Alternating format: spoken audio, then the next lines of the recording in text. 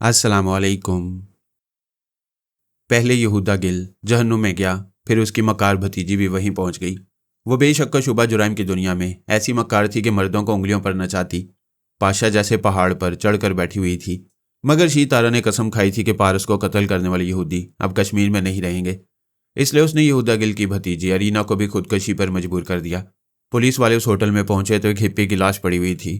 Arena ने खुद को गोली मारी थी और पाशा जख्मी हालत में पड़ा हुआ था। उसे भी शीतारा ने अरीना के पिस्तौल से जख्मी किया था। आइंदा उसे अपना ताबेदार बनाकर रखना चाहती थी। अगरचा पारस की मौत ने उसे सदमात से चूर कर दिया था।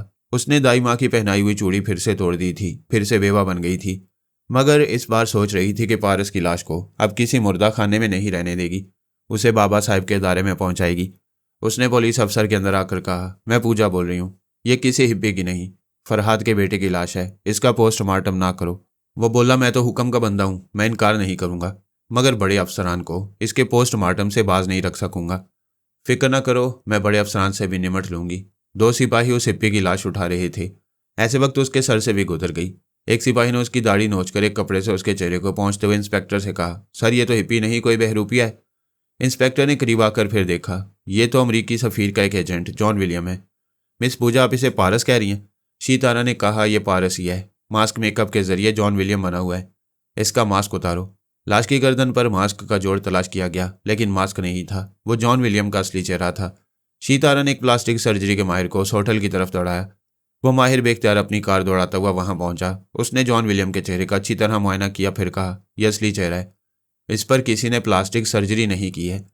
शीतारा खुशी से चीख पड़ी, दिमागी तौर पर हाजिर होकर दाई माँ से लिपट गई, फिर बोली, वो जिंदा है, मेरा मक्कार जिंदा है।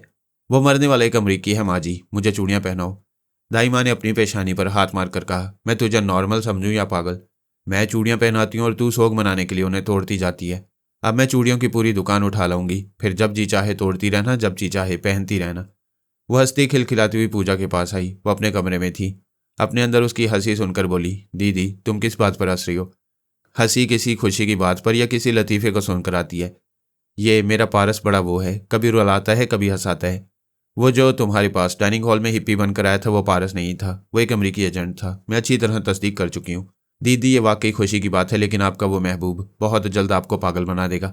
मैं आपसे छोटी हूँ, आपके साथ ना तजुर्बाकार हूँ, फिर भी अकल की बात समझाती हूँ, उससे दोस्ती कर लें, उसके साथ साथ रहकर जिंदगी गुजारें। कभी रोना और कभी हंसना आपको दिमागी मरीजा बना देगा। पूजा, मेरा दिल उसे जिंदा सलामत समझकर तेजी से धड़क रहा है। किसी को खोकर पाने के बाद उसकी कदर मालूम होती है। मैं तुम्हारे मशवरे पर अमल करूंगी, उससे मुआफ़ी मांगकर दोस्ती कर लूंगी। दोस्ती नहीं, शादी।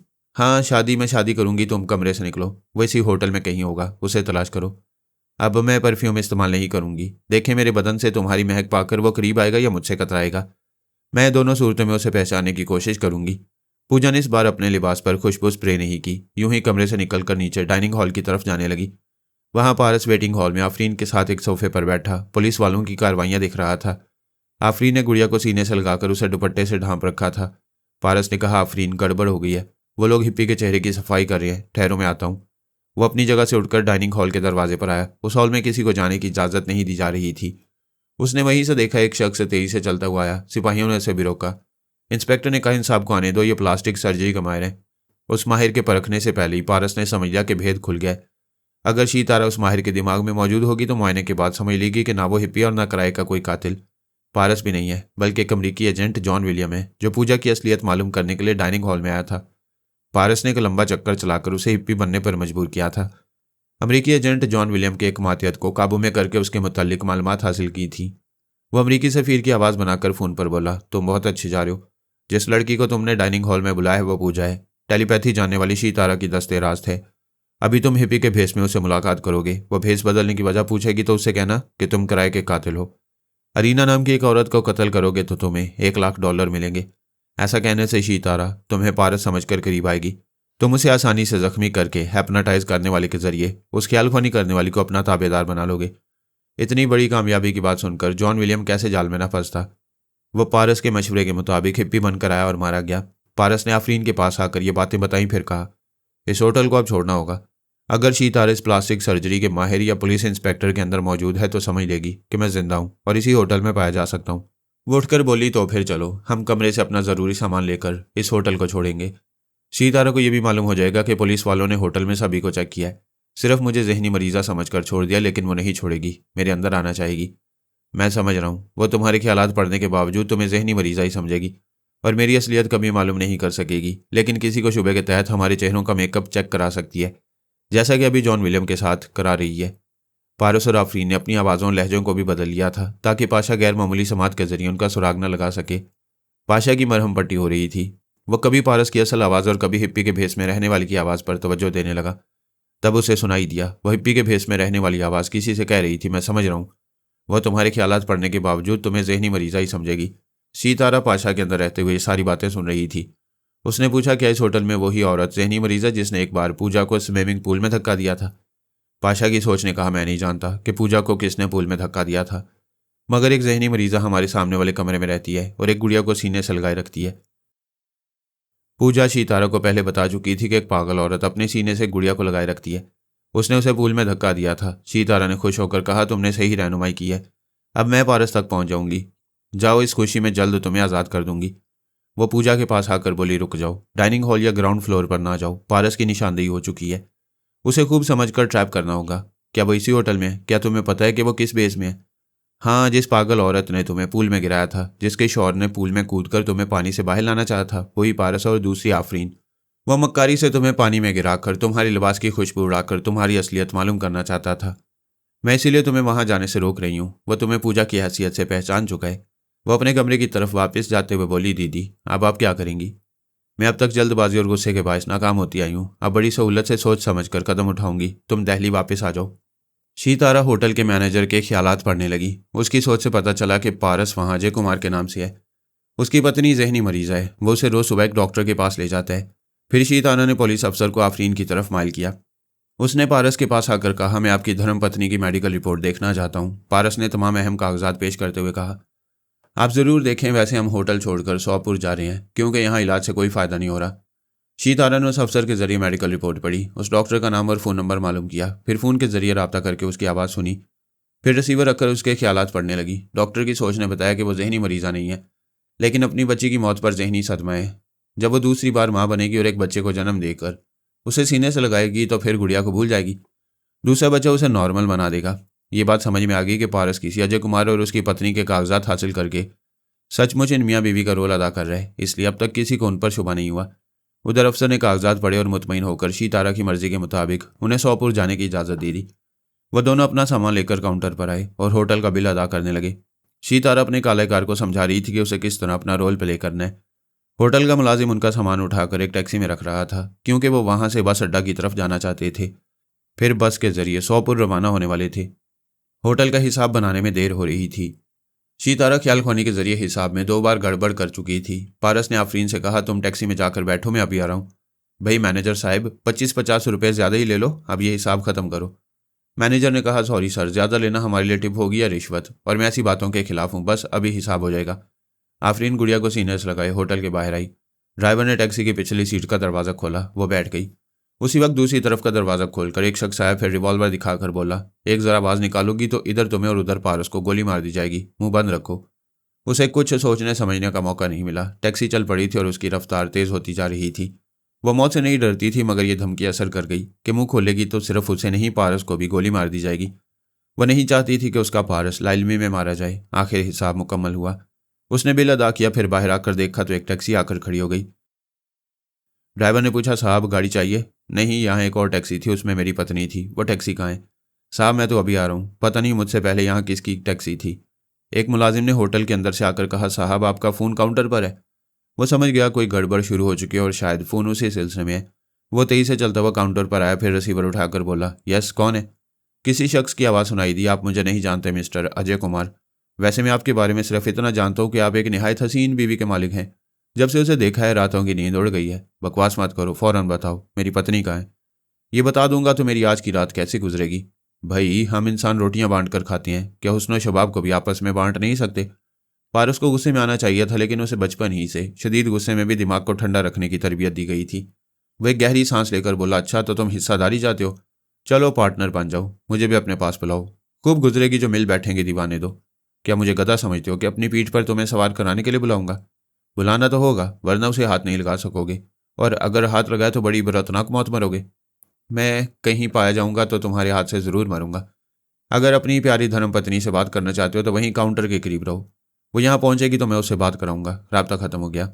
वह रिसीवर रखकर काउंटर से कुछ फासले पर आकर एक सोफे पर बैठ गया। सोचने लगा क्या वाकई किसी दिल फेंक अय्याश ने आफरीन को अगवा किया है या और कोई साजिशी खेल शुरू हो गया है। वो एक एक पहलू पर गौर कर रहा था। ये मामला उस वक्त से शुरू हुआ था जब डाइनिंग हॉल में एक हिप्पी मारा गया। फिर पाशा जख्मी हुआ। उसके बाद अरीना ने शीतारा की मर्जी के मुताबिक खुदकुशी की। इन तमाम मामलात के पीछे शीतारा रही थी। फिर उसने दूसरे पहलू पर गौर किया कि होटल में तमाम लोगों को चेक किया गया था। सिर्फ आफरीन को दिमागी मरीजा समझकर नज़रअंदाज किया गया था। लेकिन हिप्पी की असलियत जाहिर होने के बाद पुलिस अफसर ने आफरीन के मेडिकल कागजात चेक किए। उस अफसर ने पहले क्यों आफरीन को नज़रअंदाज किया, फिर उस पर शुबा क्यों करने लगा? क्या यह शुबा अफसर ने खुद किया था या शीतारा शुबा कर रही थी? पूजा ने उसे यह बताया होगा कि उसी पगली ने उसे पूल के पानी में गिराया था। फिर शीतारा ने जख्मी पाशा के अंदर जाकर मालूम किया होगा कि वो पगली उसके सामने वाले कमरे में रहती थी। ऐसा सोचते वक्त पारस चौंक गया। उसे याद आया कि वो आफरीन से उस आवाज़ और लहजे में गुफ्तगू कर रहा था जिसमें वो पाशा से फ़ोन के जरिए कर चुका था और उसे तय दिलाया था कि वो हिप्पी को गोली नहीं मार सकेगा।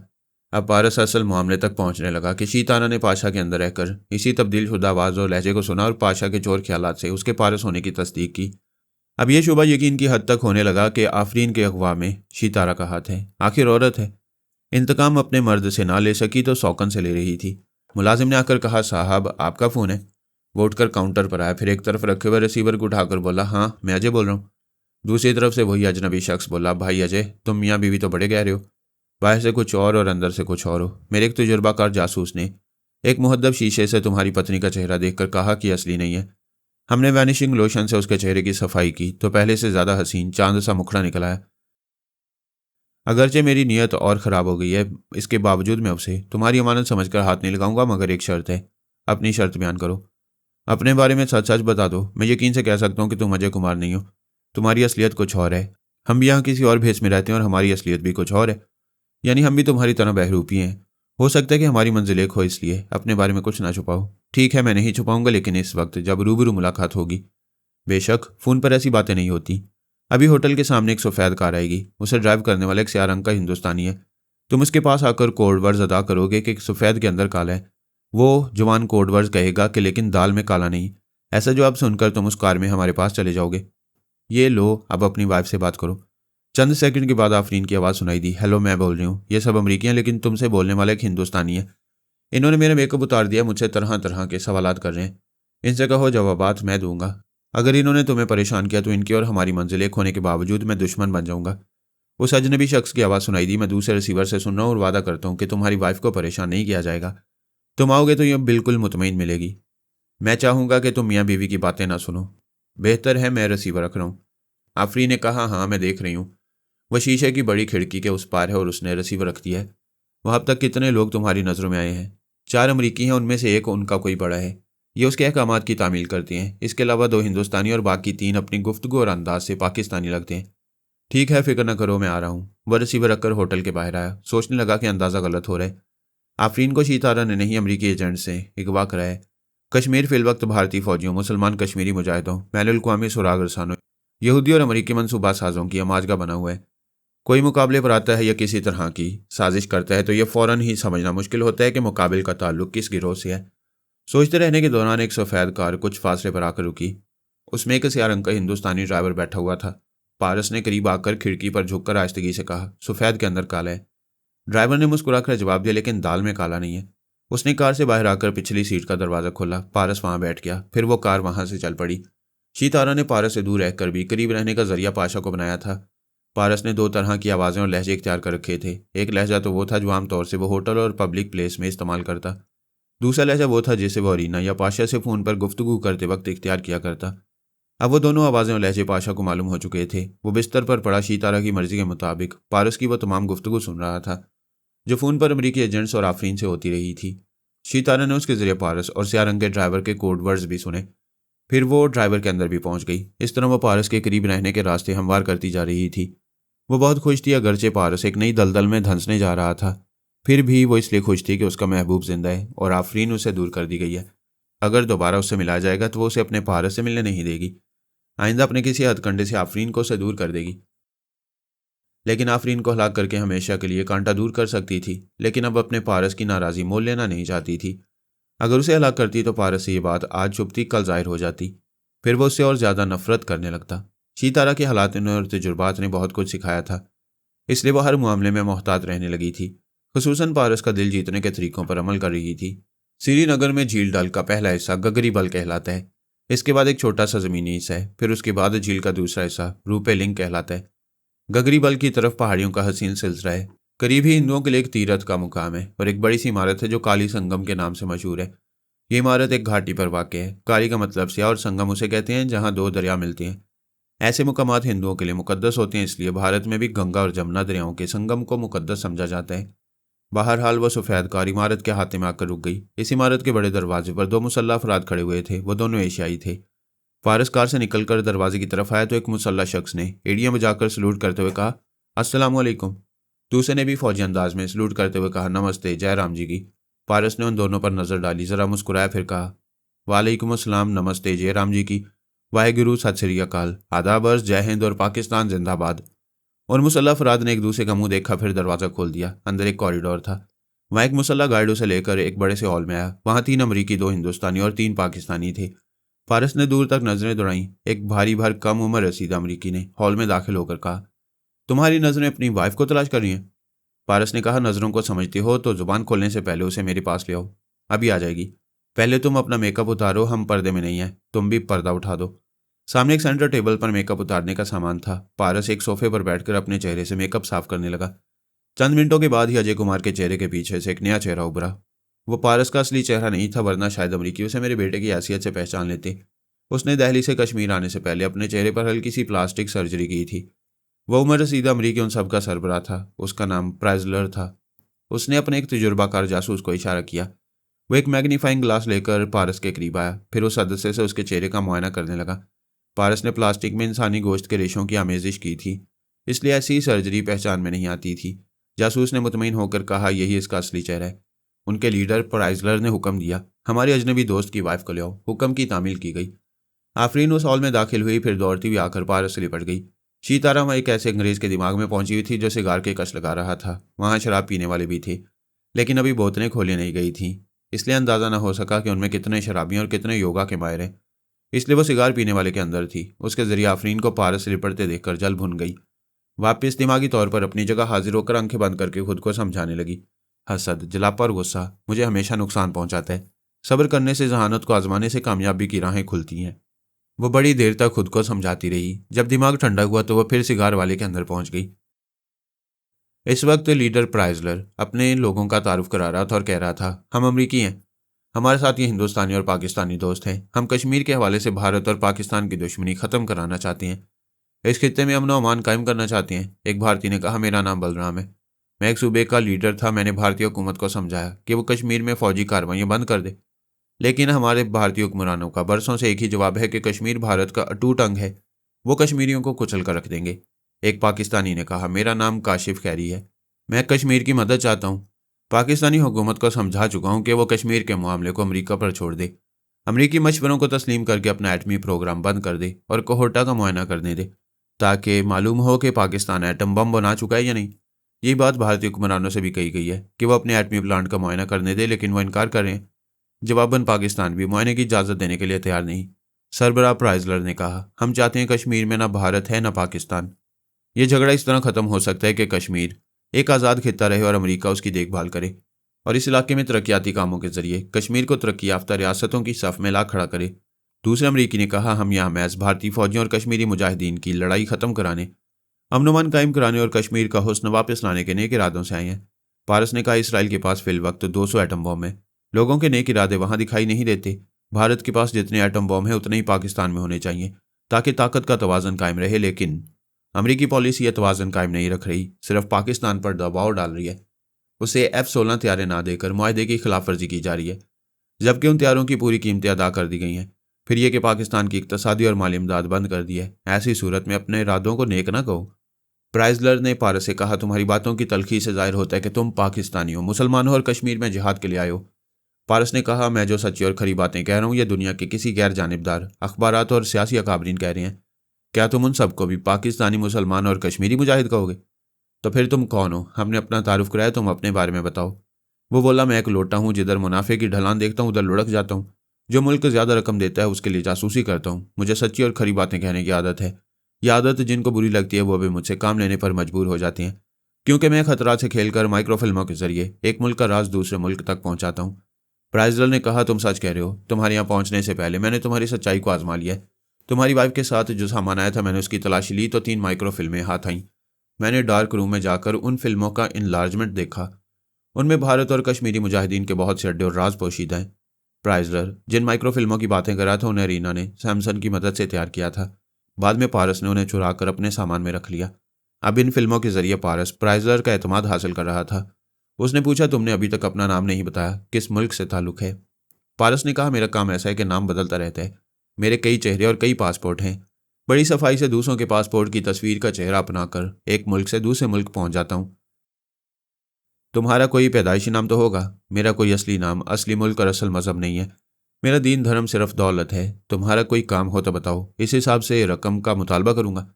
आधी रकम पहले और आधी बाद में। यूं पहले और बाद के दरमियान तुम्हारा काम हो जाएगा। बलराम ने कहा, मिस्टर तीसमार खान, कैसे डींगे मारना नहीं कहते? कहते होंगे, लेकिन आजमाइश शर्त है। जब मैं होटल में था तो तुमने ही मुझसे फ़ोन पर बात की थी और मेरी वाइफ के लिए बुरे ख्यालात जाहिर किए थे। अगर प्राइजर साहिब इजाज़त दें तो मैं अभी तुम्हारी गर्दन तोड़कर उन्हें तोहफे में पेश करूंगा।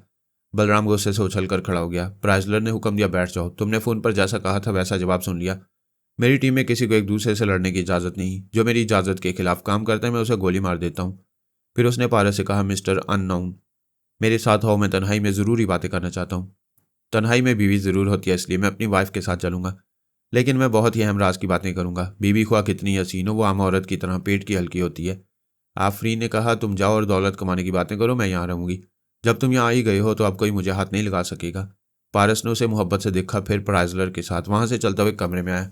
प्राइजलर ने दरवाजे को अंदर से बंद करके पूछा, क्या पियोगे? वो बोला, दुनिया की कोई सी भी शराब हो मैं हजम कर लेता हूँ, और बिल्कुल नीट पीता हूँ, पानी या सोडा नहीं मिलाता। फिर तो जल्दी लुढ़क जाते होगे। कौन लुढ़केगा यह भी मालूम हो जाएगा। प्राइजलर ने कैबिनेट को खोला। उसमें मुख्तलिफ इकसाम की बोतलें रखी हुई थी। उसने 2 भरी हुई बोतलें सेंटर टेबल पर लाकर रखी। फिर शीशे का गिलास और सोडे की बोतलें रखते हुए बोला, चीन के मुतालिक क्या जानते हो? अपनी मालूमात बयान करूंगा तो सुनते सुनते सो जाओगे। तुम्हारे जैसे अमेरिकन को जगाए रखने के लिए इतना ही काफ़ी है कि वो सुपर पावर बन रहा है। उसकी बढ़ती हुई ताकत अमेरिका के लिए नाकाबिले बर्दाश्त है, और हम अमेरिकी उसे यहाँ से आगे बढ़ने नहीं देंगे। इसलिए हम कश्मीर और सियाचिन को बहुत ज़्यादा अहमियत दे रहे हैं। अगर हम उन इलाकों में अपने फौजी अड्डे कायम कर लेंगे तो वह जनूबी एशिया पर सुपर पावर बनकर हावी नहीं हो सकेगा, और जब हम उसे यहाँ से आगे बढ़ने से रोक लेंगे तो फिर वो मशरिक़ वस्ती और यूरोप की तरफ कभी पेशकदमी नहीं कर सकेगा। पारस ने बोतल खोलते हुए कहा, यानी आप कश्मीर और सियाचिन में इसलिए फौजी अड्डे कायम करना चाहते हैं कि जनूबी एशिया वाले चीन को नहीं, आपको सुपर पावर तस्लीम करते रहें? किसी एक को तो सियासी लिहाज से सुपर पावर तस्लीम करना होगा, तो फिर सिर्फ हमें क्यों ना तस्लीम किया जाए? वो सोडा मिलाकर विस्की पीने लगा। पारस ने गिलास में खालिश विस्की डालने के बाद पीना शुरू किया तो वह ताज्जुब से बोला, तुम वाकई खालिश पी रहे हो?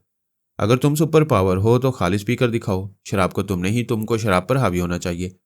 अहमकाना बातें छोड़ो और काम की बातें करो। तुम्हारी वो तीनों माइक्रो फिल्में हमारे काम की हैं। उनके जरिए हमें भारत की कुछ कमजोरियां मालूम हुई हैं। ऐसी फिल्में पाकिस्तान और खुसूसन सियाचिन के बारे में बनाओ और मुआवजा बताओ। पारस ने गिलास को मुंह से लगाकर गटागट पीना शुरू किया। प्राइजलर ने कहा, पहले मेरी बात का जवाब दो, वरना यह गिलास खाली करने के बाद बोलने के काबिल नहीं रहोगे। उसने गिलास खाली करके मेज पर रखा, फिर कहा, मैं पहला गिलास खाली करने के बाद ही बोलने के काबिल होता हूँ। हाँ, तो तुम सियाचिन की फोटोग्राफी चाहते हो। पता है ये इलाका 20,000 फुट की बुलंदी पर है। यहाँ का दर्जा हरारत -40 डिग्री सेंटीग्रेड है। ऐसी जगह जिंदा रहना तकरीबन नामुमकिन होता है। लेकिन पाकिस्तानी फौज के जवान वतन के दिफा के लिए वहाँ जी रहे हैं और भारतीय फौज को आगे आने से रोकते रहते हैं।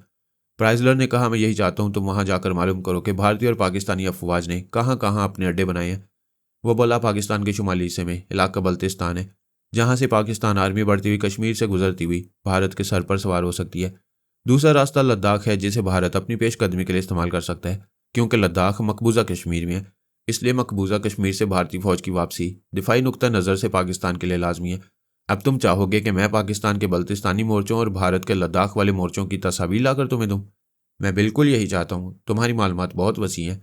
तुम वाकई ये काम कर गुजरोगे। अपना मुआवजा बताओ। मैं पेरिस के एक अकाउंट का नंबर बता रहा हूँ। फिलहाल वहाँ $25 लाख जमा करा दो। काम होने के बाद मजीद 25 लाख वसूल करूंगा। शीत अरब सिगार वाले के ख्यालात पढ़कर मालूम कर चुकी थी कि प्राइजलर अपने साथ पारस को एक कमरे में अहम गुफ्तगू के लिए ले गया। वहाँ शराब का दौर चलेगा। वो पारस के मुतल्लिक जानती थी कि उस जहरीले शख्स के लिए शराब महज पानी है, उस पर नशा तारी नहीं होगा। वो नशा जाहिर करेगा मगर नॉर्मल रहेगा। वो प्राइजलर के अंदर आकर उसके ख्यालात पड़ने लगी। वो कह रहा था, मैं इस बैंक अकाउंट में तुम्हारी मतलूबा रकम जमा करा दूंगा, लेकिन इस बात की जमानत नहीं है कि तुम्हें कामयाबी होगी, नाकामी भी तो हो सकती है। पारस ने पूछा, तुम क्या चाहते हो? मैं तुम्हारी वो तीनों माइक्रो फिल्में अपने पास जमानत के तौर पर रखूंगा। तुम कामयाब होकर आओगे तो उन तीनों की भी मुंह मांगी कीमत अदा करूंगा। लेकिन शीतारा समझ रही थी कि प्राइजलर कुछ और चालें भी चलने वाला है, इसलिए उसे शराब पिला रहा था। उसका एक टेलीपैथी जाने वाला पारस के दिमाग में उस वक्त आने वाला था जब वह मदहोश होकर आफरीन के साथ सोने के लिए जाता। टेलीपैथी जाने वाला डी हार्वे रईस अल कबीर के महल से नाकाम लौटा था। सुपर मास्टर ने उसे हुक्म दिया था कि वह कश्मीर में प्राइजलर के पास जाए और उसकी हदायत पर अमल करे। उस वक्त डी हार्वे वहां मौजूद था। प्राइजलर सोच के जरिए उसे समझा रहा था कि मिस्टर अननोन जब होश से बेगाना हो जाए तो उस पर तनमीमी अमल करके उसे अपना ताबेदार बना ले। फिर उसके दिमाग में रहकर प्राइजलर को यह रिपोर्ट देता रहे कि मिस्टर अननोन बल्तिस्तान और लद्दाख के मोर्चों तक पहुंचकर क्या करता फिर रहे। डी हार्वे इस तरह मिस्टर अननोन के अंदर रहकर पूरे सियाचिन ग्लेशियर के मुतल्लिक खुद भी अहम मालूमात हासिल करता रहेगा। अगर मिस्टर अननोन को वहां के फौजी गिरफ्तार करेंगे तो उसके जरिए वो फौजी जवानों के दिमागों में भी घुसकर रह सकेगा। ये बहुत बड़ी कामयाबी होगी कि डी हार्वे अमेरिका में रहकर सियाचिन की 20,000 फुट की बुलंदी पर जंग लड़ने वाले पाकिस्तानी और भारतीय फौज के जवानों और अफसरों के अंदर आता जाता और फौजी राज मालूम करता रहे। आफरीन के मुतल्लिक यह तय किया गया था कि सुबह से पहले उसे वहां से दूसरी जगह पहुंचा दिया जाएगा और डी हार्वे उसके चोर ख्यालात भी पढ़कर उसके और मिस्टर अननोन की असलियत मालूम करेगा। शीतारा के लिए बात खुशाइन थी कि आफरीन पारस से अलग कर दी जाएगी, लेकिन उसे मंजूर नहीं था कि आफरीन के दिमाग से दुश्मनों को पारस की असलियत मालूम हो जाए। महज अपने पारस को छुपाए रखने के लिए उसने सोचा कि जब आफरीन पर तनवीमी अमल किया जाएगा तो वो भी उसके अंदर मौजूद रहेगी और उसके मामूला बनने के बावजूद पारस की असलियत जाहिर नहीं होने देगी। पारस ने पूरी एक बोतल पीने के बाद पूछा, क्या इसमें वाकई 20 साल पुरानी शराब थी? मुझे ना तो मजा आ रहा है ना सुरूर महसूस हो रहा है। प्राइजलर पर नशातारी हो रहा था। वो बोला, तुम आदमी हो या कोई जिन हो? पूरी बोतल खालिश पी ली और कहते हो कि नशा नहीं हो रहा है। कोई बात नहीं, मैं एक और बोतल आता हूँ। वो अपनी जगह से उठकर लड़खड़ाता हुआ कैबिनेट के पास गया, दूसरी भरी बोतल लेकर आ गया। उस वक्त पारस पराई सोच की लहरों को महसूस कर रहा था।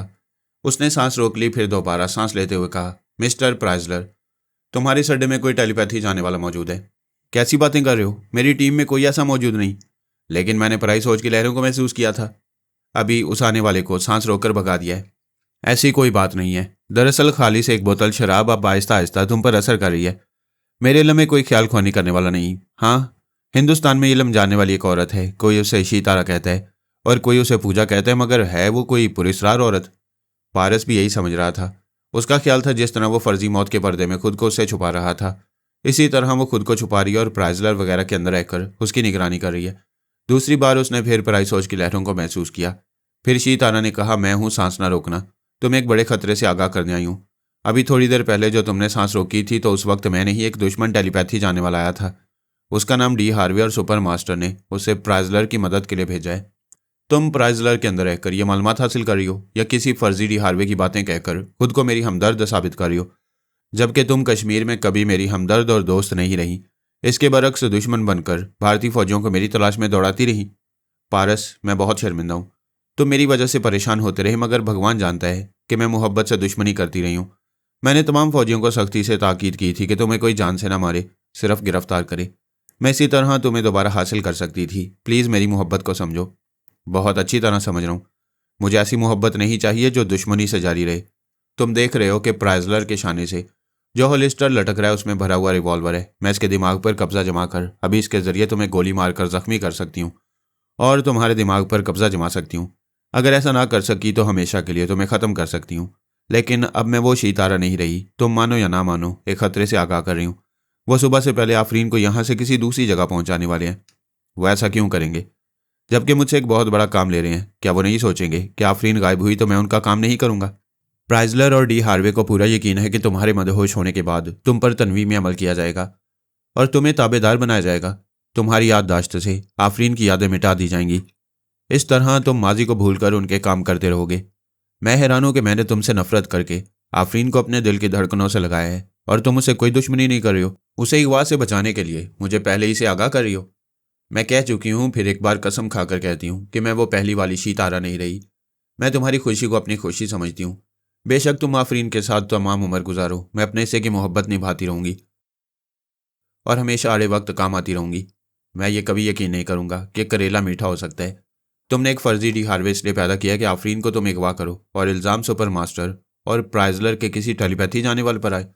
शी तारा, तुम और किसी हसीना को मेरे पास बर्दाश्त करो, यह नामुमकिन है।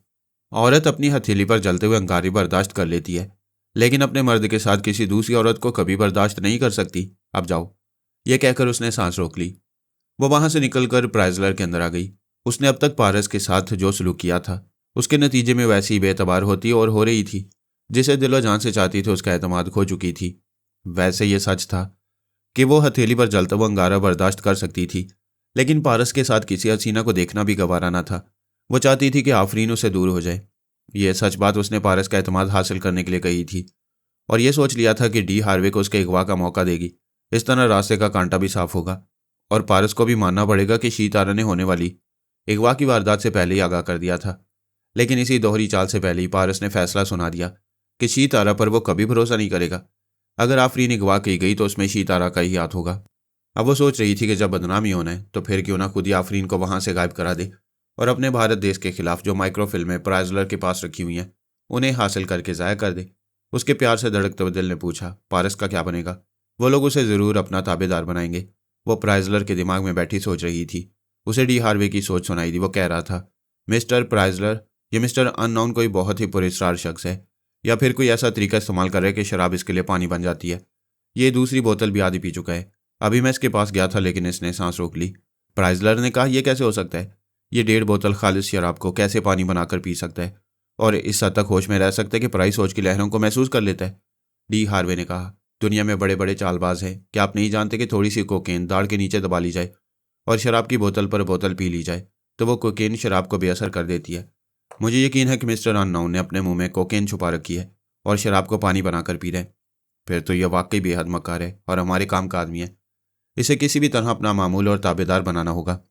अब तो एक ही तरीका रह गया कि इसे किसी तरह जख्मी किया जाए, फिर यह सांस रोकने यानी मेरा रास्ता रोकने के काबिल नहीं रहेगा। यह सुनते ही शी तारा पारस के पास आई। ये बताना चाहती थी कि उसे किसी वक्त भी किसी तरह जख्मी किया जा सकता है, लेकिन वो उसे मुखातिब न कर सकी। उसने सांस रोक ली थी। उसने चंद सेकंड इंतजार किया, दोबारा उसके पास गई, फिर नाकाम होकर प्राइजलर के अंदर आई और सही वक्त पर आई। वो अपने हॉलिस्टर से रिवॉल्वर निकाल रहा था। डी हार्वे कह रहा था, इसके बाजू का निशाना लो और गोली मारकर जख्मी कर दो। उसने रिवॉल्वर का रुख पारस की तरफ किया तो उसने मुस्कुराकर सोचा, शी तारा, मैं जानता था तुम अपनी असलियत दिखाओगे और मिस्टर प्राइजलर के जरिए मुझे जख्मी करके मेरे दिमाग पर कब्जा जमाओगी। इतना सोचते ही अचानक रिवॉल्वर का रुख फिर गया। उसकी नाल पारस की तरफ से घूम गई, प्राइजलर के अपने बाजू के शाने पर आई, फिर ठाएं से गोली चल गई। प्राइजलर के हलक से चीख निकली, हाथ से रिवॉल्वर छूट गया, फिर वह कुर्सी से उलटकर फर्श पर गिर पड़ा। डी हार्वे ने उसके अंदर कहा, यह तुमने क्या हमाकत की? मैंने मिस्टर अननोन के बाजू को जख्मी करने के लिए कहा। अफसोस ये भूल गया था कि तुम पर नशा हावी हो गया है। तुम्हें एक अजनबी के साथ बैठकर इस कदर नहीं पीना चाहिए था। इस बार वो प्राइजलर के दिमाग पर पूरी तरह कब्जा जमाकर बोला, अभी कुछ नहीं बिगड़ा है, मैं तुम्हें संभाल रहा हूँ। अपना रिवॉल्वर उठाओ और इसे जख्मी करो। प्राइजलर जख्मी होने के बावजूद टेलीपैथी की तमन्नाई हासिल करके फर्श पर पलट गया, यानी करवट बदलकर फर्श पर पड़े हुए रिवॉल्वर को उठाना चाहा। उससे पहले ही पारस ने उसे उठा लिया। दौड़ते हुए कदमों की आवाज़ें सुनाई दे रही थीं। फायरिंग की आवाज़ ने सबको खतरे का एहसास दिलाया। कुछ लोग दरवाज़ा पीट रहे थे। एक अमरीकी मातियत पूछ रहा था, मिस्टर प्राइजलर, क्या तुम खैरियत से हो? गोली किसने चलाई है? पारस ने ऊंची आवाज़ में कहा, दरवाज़ा पीटना और शोर मचाना बंद करो। तुम्हारा लीडर अभी जख्मी हुआ है, दूसरे किसी लम्हे में भी मर सकता है। क्या तुम लोग इसकी ज़िंदगी चाहते हो? बाहर से कहा गया। पहले हमें मिस्टर प्राइजलर की आवाज़ सुनाओ, हमसे बात कराओ।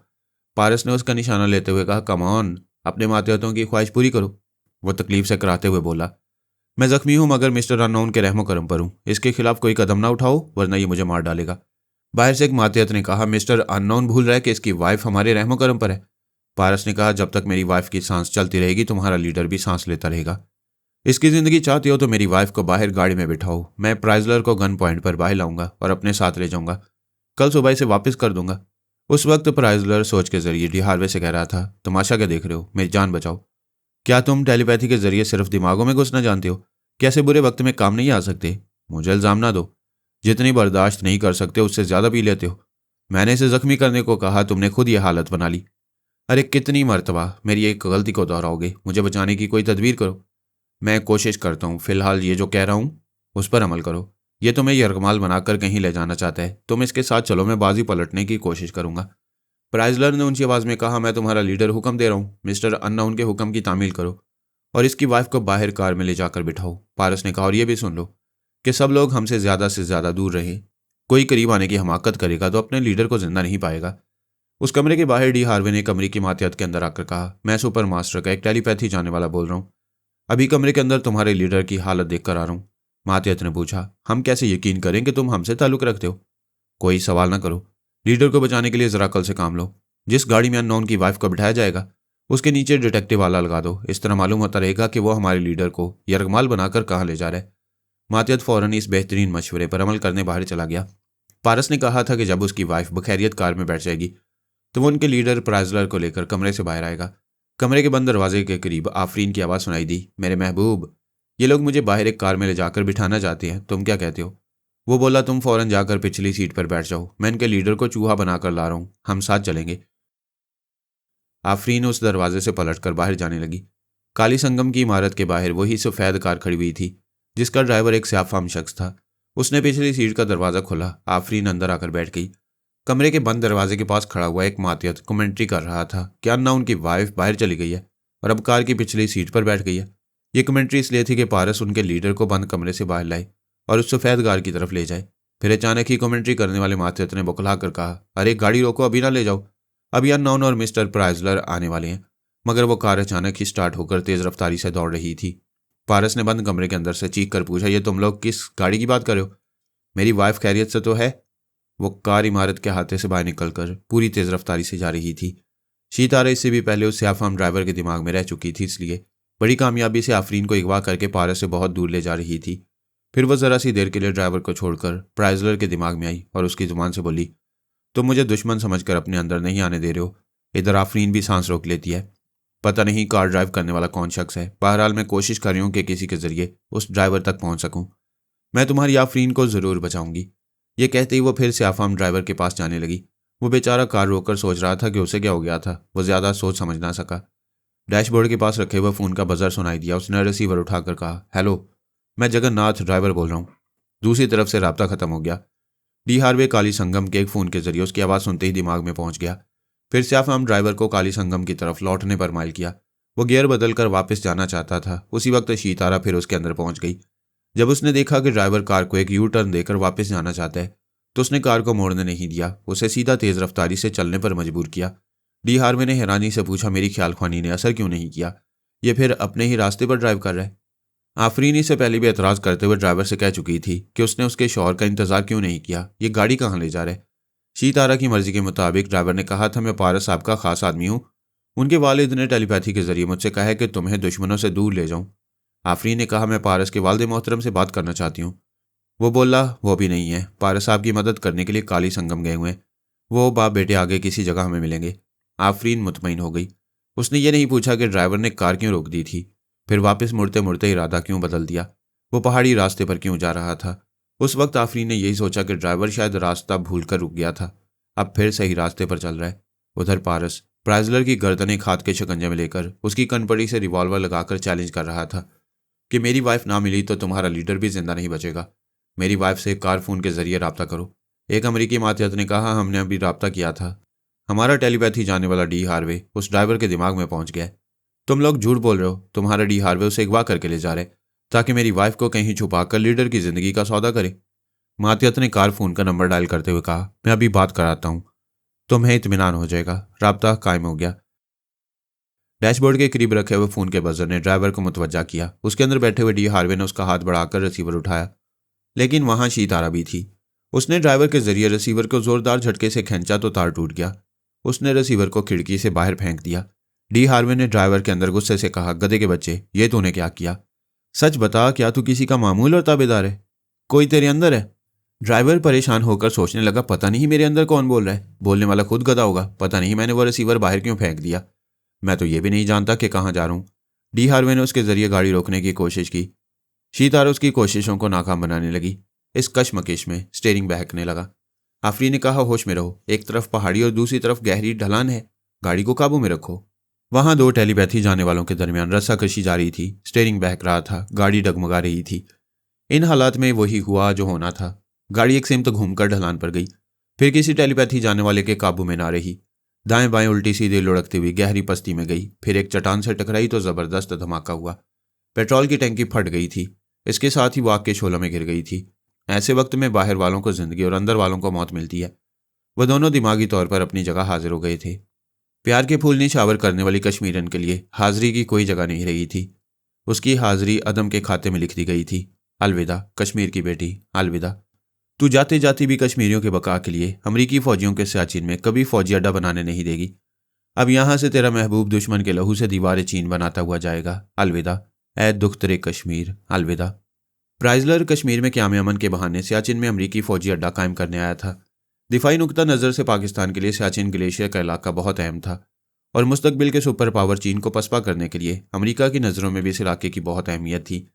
लिहाजा प्राइजलर इब्तदाई मरहले में वहां का जायजा लेने और जासूसी करने के लिए अपनी एक टीम के साथ कश्मीर आया था।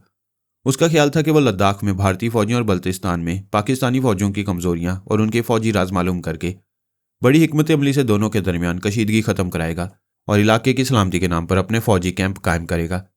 यूं जनूबी एशिया की गर्दन को अपने शिकंजे में रखेगा। अभी उसी प्राइजलर की गर्दन पारस के एक बाजू के शिकंजे में थी। उसने वो तीनों माइक्रो फिल्में और प्राइजलर के मंसूबों की अहम दस्तावेजात लेकर जेब में ठूंस ली थी। फिर दरवाजे को खोलकर कमरे से बाहर आ गया। प्राइजलर की टीम के अफराद मुसल्ला थे लेकिन गोली नहीं चला सकते थे क्योंकि पारस के रिवॉल्वर की नाल उनके लीडर की कनपटी से लगी हुई थी। उसने हुक्म दिया, किसी के पास कोई हथियार न रहे, अपने तमाम हथियार फेंक दो। हुक्म की तामील की गई, सबने हथियार फेंक दिए।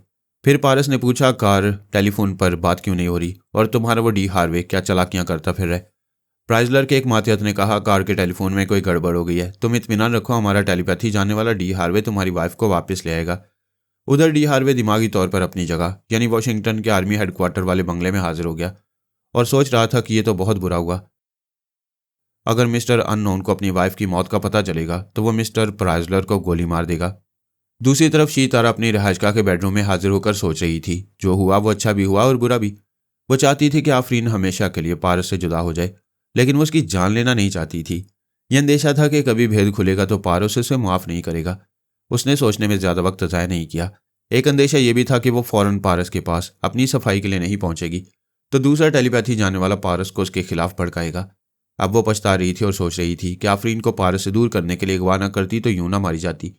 बहरहाल वो ख्याल खोनी की परवाज करती हुई प्राइजलर के अंदर आई क्योंकि पारस सांस रोककर उसे भगा दिया करता था। उस वक्त डी हार्वे प्राइजलर के अंदर सोच के जरिए कह रहा था, यहाँ मेरे अलावा कोई दूसरी ख्याल खोनी करने वाली हस्ती भी है। वो स्याह फार्म ड्राइवर के अंदर मौजूद थी और मेरी ख्याल खोनी की सलाहियतों से जंग कर रही थी। उसने कार टेलीफोन को भी नाकारा बना दिया। प्राइजलर ने नागवारी से कहा, इतनी लंबी तमहीद क्यों बांध रहे हो? सिर्फ इतना बताओ कि अननाउन की वाइफ को यहाँ वापस ला रहे हो या नहीं। अब वो कभी वापस नहीं आ सकेगी। उसकी कार गहरी और तवील ढलान में जाकर आग की लपेट में आ गई थी। हमारे उस दुश्मन की वाइफ जिंदा नहीं है। वो परेशान होकर बोला, क्या बक रहे हो? अननोन को मालूम होगा तो ये मुझे मार डालेगा। उसकी मौत के जिम्मेदार हम नहीं हैं। ख्याल खोनी करने वाली किसी दुश्मन हस्ती ने उसे अगवा किया था, वही उसकी मौत की जिम्मेदार है। शीतारा खामोशी से दोनों की बातें सुन रही थी। पारस प्राइजलर की गर्दन दबोचकर पूछ रहा था, तुम्हारा डी हार्वे कहाँ मर गया?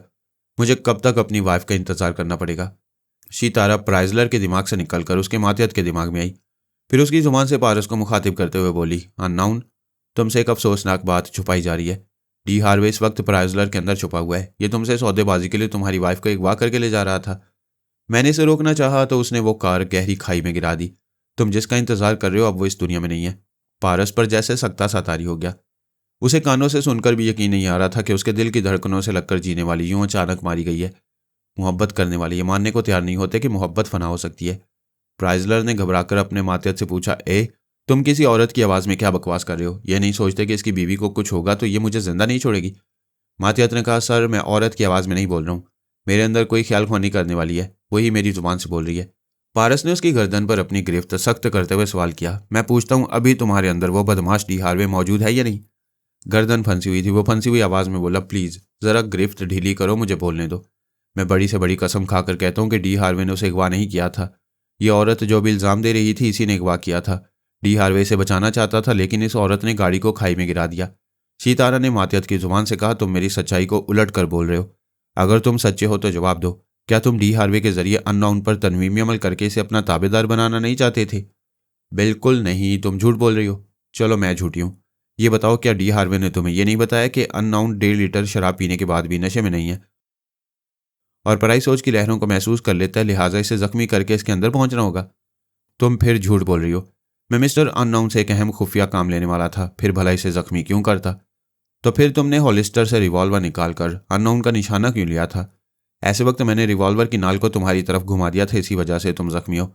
पारस को यह सब याद था। जब प्राइजलर ने रिवॉल्वर से उसका निशाना लिया तो उसने समझा कि शीतारा जख्मी करके उसके दिमाग पर कब्जा जमाना चाहती है। वो रिवॉल्वर की गोली से बचने के लिए तैयार था। ऐसे ही वक्त प्राइजलर ने रिवॉल्वर का रुख बदलकर खुद को जख्मी कर लिया। वो इतना नशे में भी नहीं था कि खुद को जख्मी करता या उसके अंदर रहने वाले डी हार्वे अपने ही लीडर की तरफ रिवॉल्वर का रुख फेर देता। यकीनन ऐसे वक्त शीतारा ने ही यह कमाल दिखाया था। वो फिर गर्दन दबोच कर बोला, तुम्हारा रिवॉल्वर मेरे हाथ ना लगता तो अभी मेरी गर्दन तुम्हारे शिकंजे में होती। ये तो मैंने अपनी आंखों से देखा है कि तुम मुझ पर गोली चलाने वाले थे। मुझे माफ़ कर दो, वो मैं उस वक्त नशे में था। नशा तो अब सर चढ़कर बोलेगा, बाहर एक गाड़ी मंगवाओ। उस गाड़ी में हम दोनों के अलावा सिर्फ एक ड्राइवर होगा।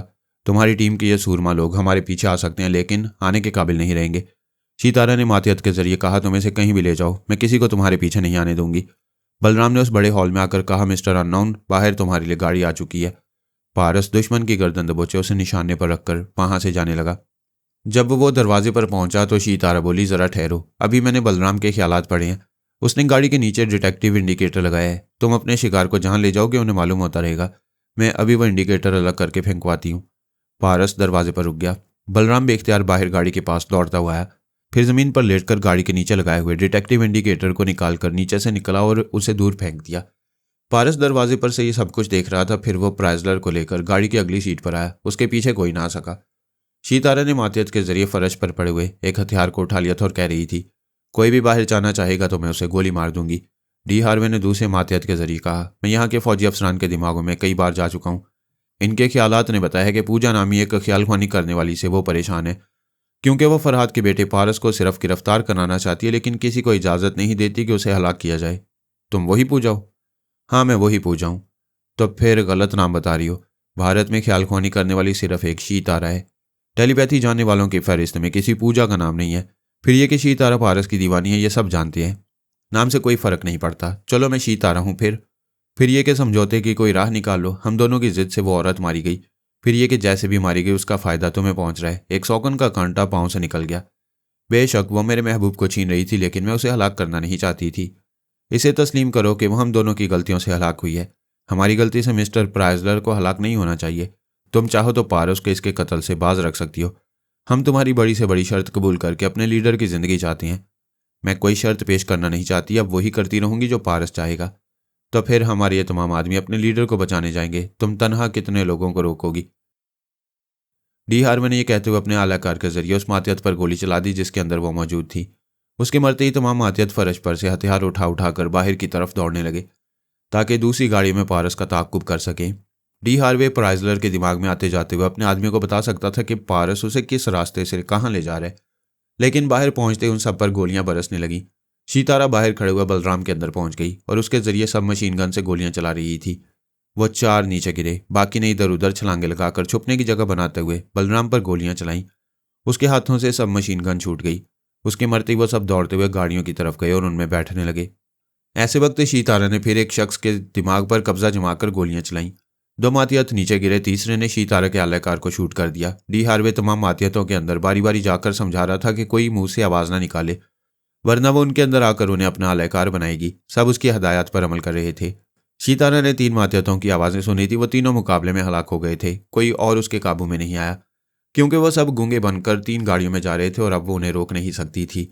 उसने पारस के पास आकर कहा, मैंने उन्हें रोकने की बहुत कोशिश की थी। ख्यालख्वानी के जरिए उन्हें एक दूसरे पर गोलियां चलाने पर मजबूर करती रही, मगर डी हार्वे कई मातियतों को गूंगा बनाकर 3 गाड़ियों में ले गए। अब वो प्राइजलर के अंदर आकर मालूम करता रहेगा कि तुम उसे कहाँ ले जा रहे हो। पारस ने गाड़ी को दाएं तरफ जरा सा घुमाकर रोक दिया। वो गाड़ी एक गहरी पस्ती की सिमत जाने वाली ढलान के बिल्कुल करीब रुक गई। वो बोला, डी हार्वे देख रहा होगा कि उसका लीडर अपनी कब्र के बिल्कुल किनारे आकर रुक गया है। अब वो लीडर को बचाने की तदबीर करेगा या अपने आदमियों को इधर का रास्ता बताने जाएगा। उसके पास इतनी अकल तो होगी कि वो उधर बताने जाएगा तो इधर ये लीडर गाड़ी समेत नीचे चला जाएगा। डी हार्वे ने प्राइजलर के जरिए आजी से कहा, प्लीज़ आप ऐसा ना करें। हमें मालूम हो गया कि आप फरहाद साहब के बेटे पारस हैं। पहले से मालूम होता तो आपसे मिस्टर अननोन समझकर ना टकराते, आपसे कतरा कर अपना काम करते। अब हम अपने किसी मंसूबे पर अमल नहीं करेंगे, कश्मीर और सियाचिन का जिक्र भी जुबान पर नहीं लाएंगे। मिस्टर प्राइजलर अपनी पूरी टीम के साथ वापस चले जाएंगे। पारस ने कार से उतरकर कहा, एक शैतान जाएगा तो दूसरा शैतान दूसरे हवारियों के साथ चलाएगा। क़यामत तक शैतानी सिलसिला बंद नहीं होगा, इसे मरने दो। मैं देखना चाहता हूं कि मेरी आफरीन की कार को किस तरह गहरी खाई में गिराया गया था और किस तरह वो बेगुनाह मोहब्बत करने वाली शोलों में लिपटकर अल्लाह को प्यारी हो गई थी। अब इसे शैतान को प्यारा हो जाने दो। वो कार के पीछे आकर उसे धक्का देकर गिराने के लिए खड़ा हो गया। प्राइजलर खौफ से चीखते हुए कार से निकलना चाहता था, फिर रुक गया। उसी तरह सीट पर बैठ गया।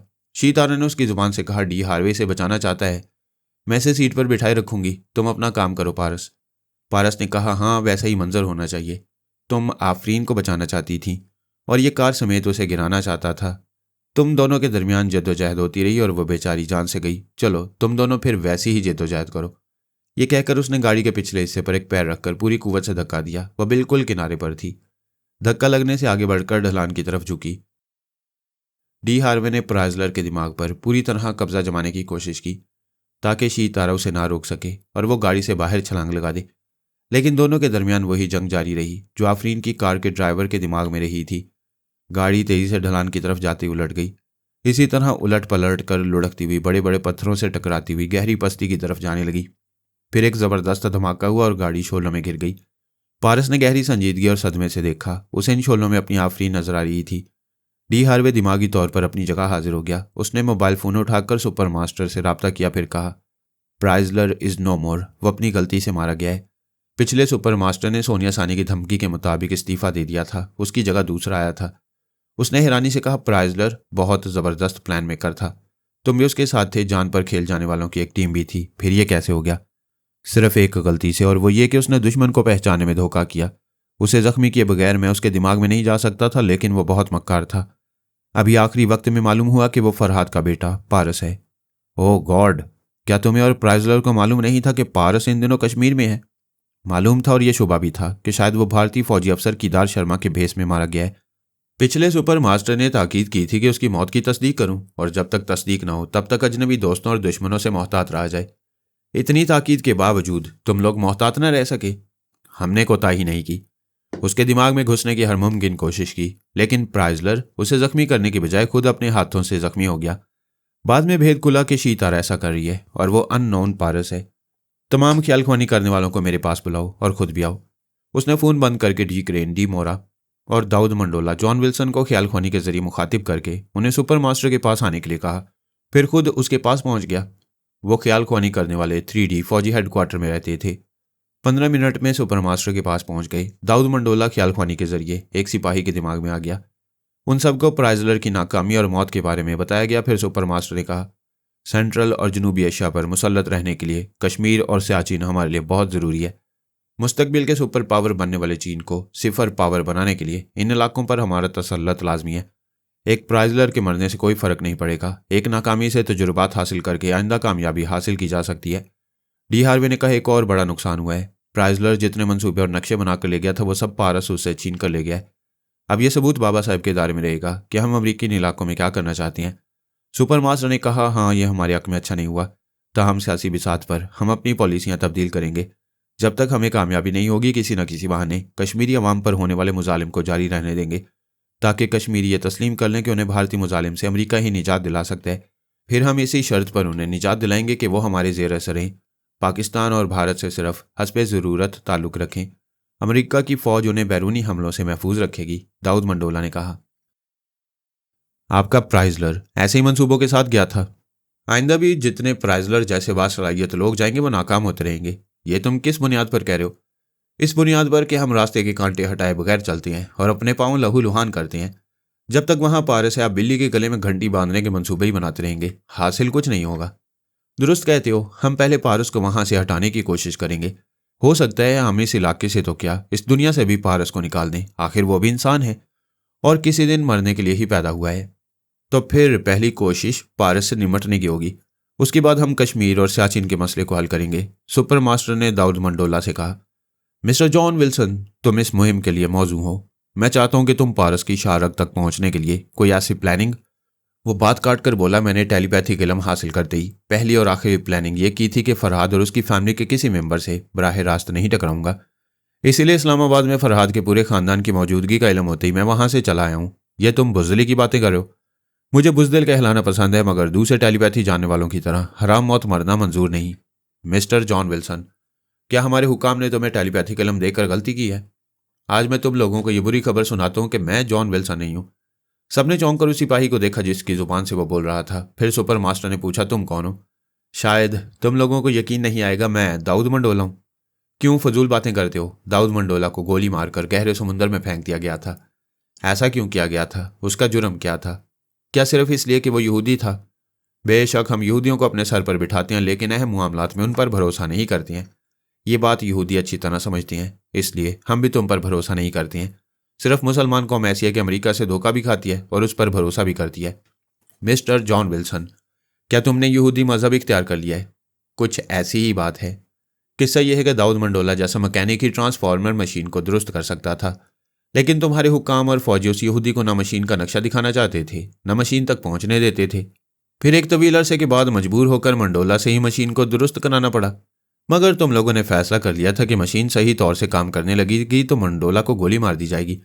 मंडोला पैदाइशी यहूदी था, अपने बाप पर भरोसा नहीं करता था, फिर तुम ईसाइयों पर कैसे करता? उन दिनों तुम्हारे पास एक ही टेलीपैथी जानने वाला विक्की सोल था। मशीन के दुरुस्त होने के बाद विक्की सोल की टेलीपैथी मंडोला के दिमाग में मुंतकिल की गई और विक्की सोल के दिमाग से टेलीपैथी मिटा दी गई क्योंकि वो नाकारा था। मंडोला के बाद जॉन विल्सन बड़ा मैकेनिक तस्लीम किया जाता था। तुम लोगों ने मंडोला के दिमाग से जॉन विल्सन के अंदर टेलीपैथी मुंतकिल की। ऐसे वक्त मंडोला ने तुम सबको धोखा दिया, मशीन में चुपके से ऐसी तब्दीली की जिसके नतीजे में जॉन विल्सन के दिमाग पर यहूदी मजहब नक्श हो गया। मंडोला की शख्सियत उस पर मुसल्लत हो गई। उसमें यह मक्कारी आ गई कि वह बज़ाहिर जॉन विल्सन ही रहेगा, लेकिन अंदर से कट्टर यहूदी दाऊद मंडोला बनकर रहेगा। यूं समझ लो कि उस मशीन से गुजरने के बाद असल जॉन विल्सन हमेशा के लिए खत्म हो गया और जॉन विल्सन के रूप में दाऊद मंडोला पैदा हो गया। यहाँ के चंद फौजी अफसरान ने मंडोला को एक बहरी जहाज में ले जाकर उसे गोली मारकर गहरे समुद्र में फेंक दिया। वो मर गया। समुद्री मछलियां उसका गोश्त खा गई होंगी, लेकिन वो यहूदी अपनी मौत से पहले मेरे अंदर पैदा हो चुका था और मेरी जिंदगी की आखिरी सांस तक वो मेरे वजूद के हवाले से जिंदा रहेगा।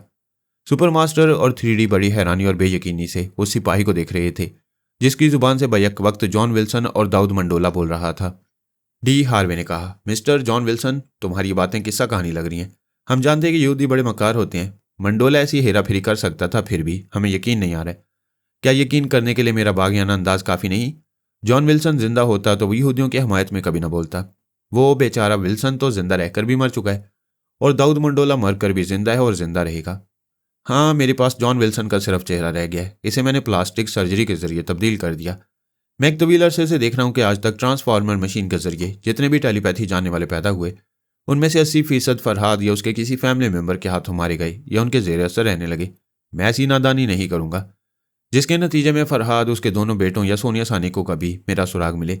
मैं बराह रास्त कभी उनके खिलाफ कोई कदम नहीं उठाऊंगा। वो मशरिक में होंगे तो मैं मगरिब के सिमत चला जाऊंगा।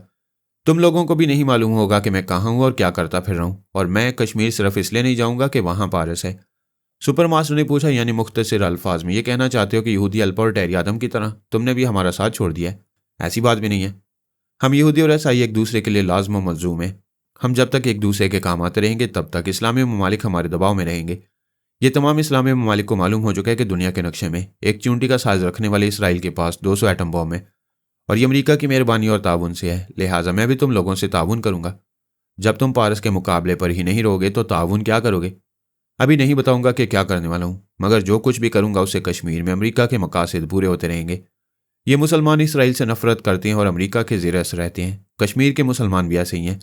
इसलिए हम यहूदी अमेरिका के कंधे पर बैठकर बंदूक चलाते रहेंगे। सुपर मास्टर ने कहा, तुम कश्मीर और सियाचिन के मामले में पारस से दूर भी रहना चाहते हो और हमारे काम भी आना चाहते हो। ये कैसे मुमकिन है? वहां तुम्हारे जो लोग जाएंगे मैं उनके अंदर छुपा रहूंगा। पारस और उसके अजीजों पर यह कभी साबित नहीं होने दूंगा कि मुझ जैसे यहूदी तुम्हारे लिए काम कर रहे हैं। ठीक है, तुम सब जाओ। मैं आला फौजी अफसरान और दीगर हुकाम से मशवरा करके कोई मंसूबा बनाऊंगा। मंडोला ने सिपाही के जरिए कहकर लगाकर कहा, मैं जानता हूँ मुझे गोली मारकर समुद्र में फेंकने वाले आला फौजी अफसरान और हुक्काम मुझे किसी अमरीकी मंसूबे में शरीक नहीं होने देंगे और ना ही ये मालूम होने देंगे कि आइंदा कश्मीर और सियाचिन के सिलसिले में तुम्हारी टीम के कौन कौन से अफराद जा रहे हैं। दुरुस्त कह रहे हो। तुम्हारी असलियत जानने के बाद अब हम तुम पर कभी भरोसा नहीं करेंगे। तुम हमारे मंसूबे की तकमील के किसी भी नाजुक मोड़ पर धोखा दे सकते हो। फिल वक्त तो यही बात अकल में आ रही है कि आइंदा हमारी टीम में सभी योगा के माहिर होंगे और हमारे 3D में से कोई नहीं होगा, वरना तुम उनसे किसी की आवाज़ और लहजा बनाकर हमारे आदमियों के अंदर पहुंचा करोगे। मेरी दुआ है कि इससे भी ज़्यादा अकल से काम करते रहो और सुपर मास्टर के ओहदे पर सलामत रहो। पिछले 1 बरस में बेचारे कई सुपर मास्टर आए और चले गए। उसने फिर कहका लगाया और कहा, यूरोप से मशरिक़ बईद तक इस्लामी ममालिक फैले हुए हैं। बेशक यहूदियों पर भरोसा ना करो, मगर इस्लामी ममालिक के लिए मेहरबान नामहरबा बनकर रहने के लिए हमारे ताउन की ज़रूरत पड़ती ही रहेगी। इसराइल को फ्रंट लाइन पर रखकर ही तुम लोग सुपर पावर कहलाते रहोगे। इतना कहने के बाद वो सिपाही दफ्तरी कमरे से बाहर चला गया। मंडोला उसके अंदर से निकलकर अपनी जगह हाजिर हो गया। उसने काहिरा में एक खूबसूरत सा बंगला किराए पर हासिल किया था और यह सोच रहा था कि वहां तवील अरसे तक रहना पड़े तो वह बंगले के मालिक को अपना मामूल बनाकर उस बंगले को अपने नाम लिखवा लेगा। यूं भी वो इसराइल के आसपास के मुल्कों में रहना चाहता था। इसराइल और अपनी यहूदी कौम की खिदमत करने और एक्सरमैन की खुफिया तंजीम को अपने कंट्रोल में करने के बावजूद वो कौम से ज़रा दूर और अपने वतन से बाहर रहना चाहता था।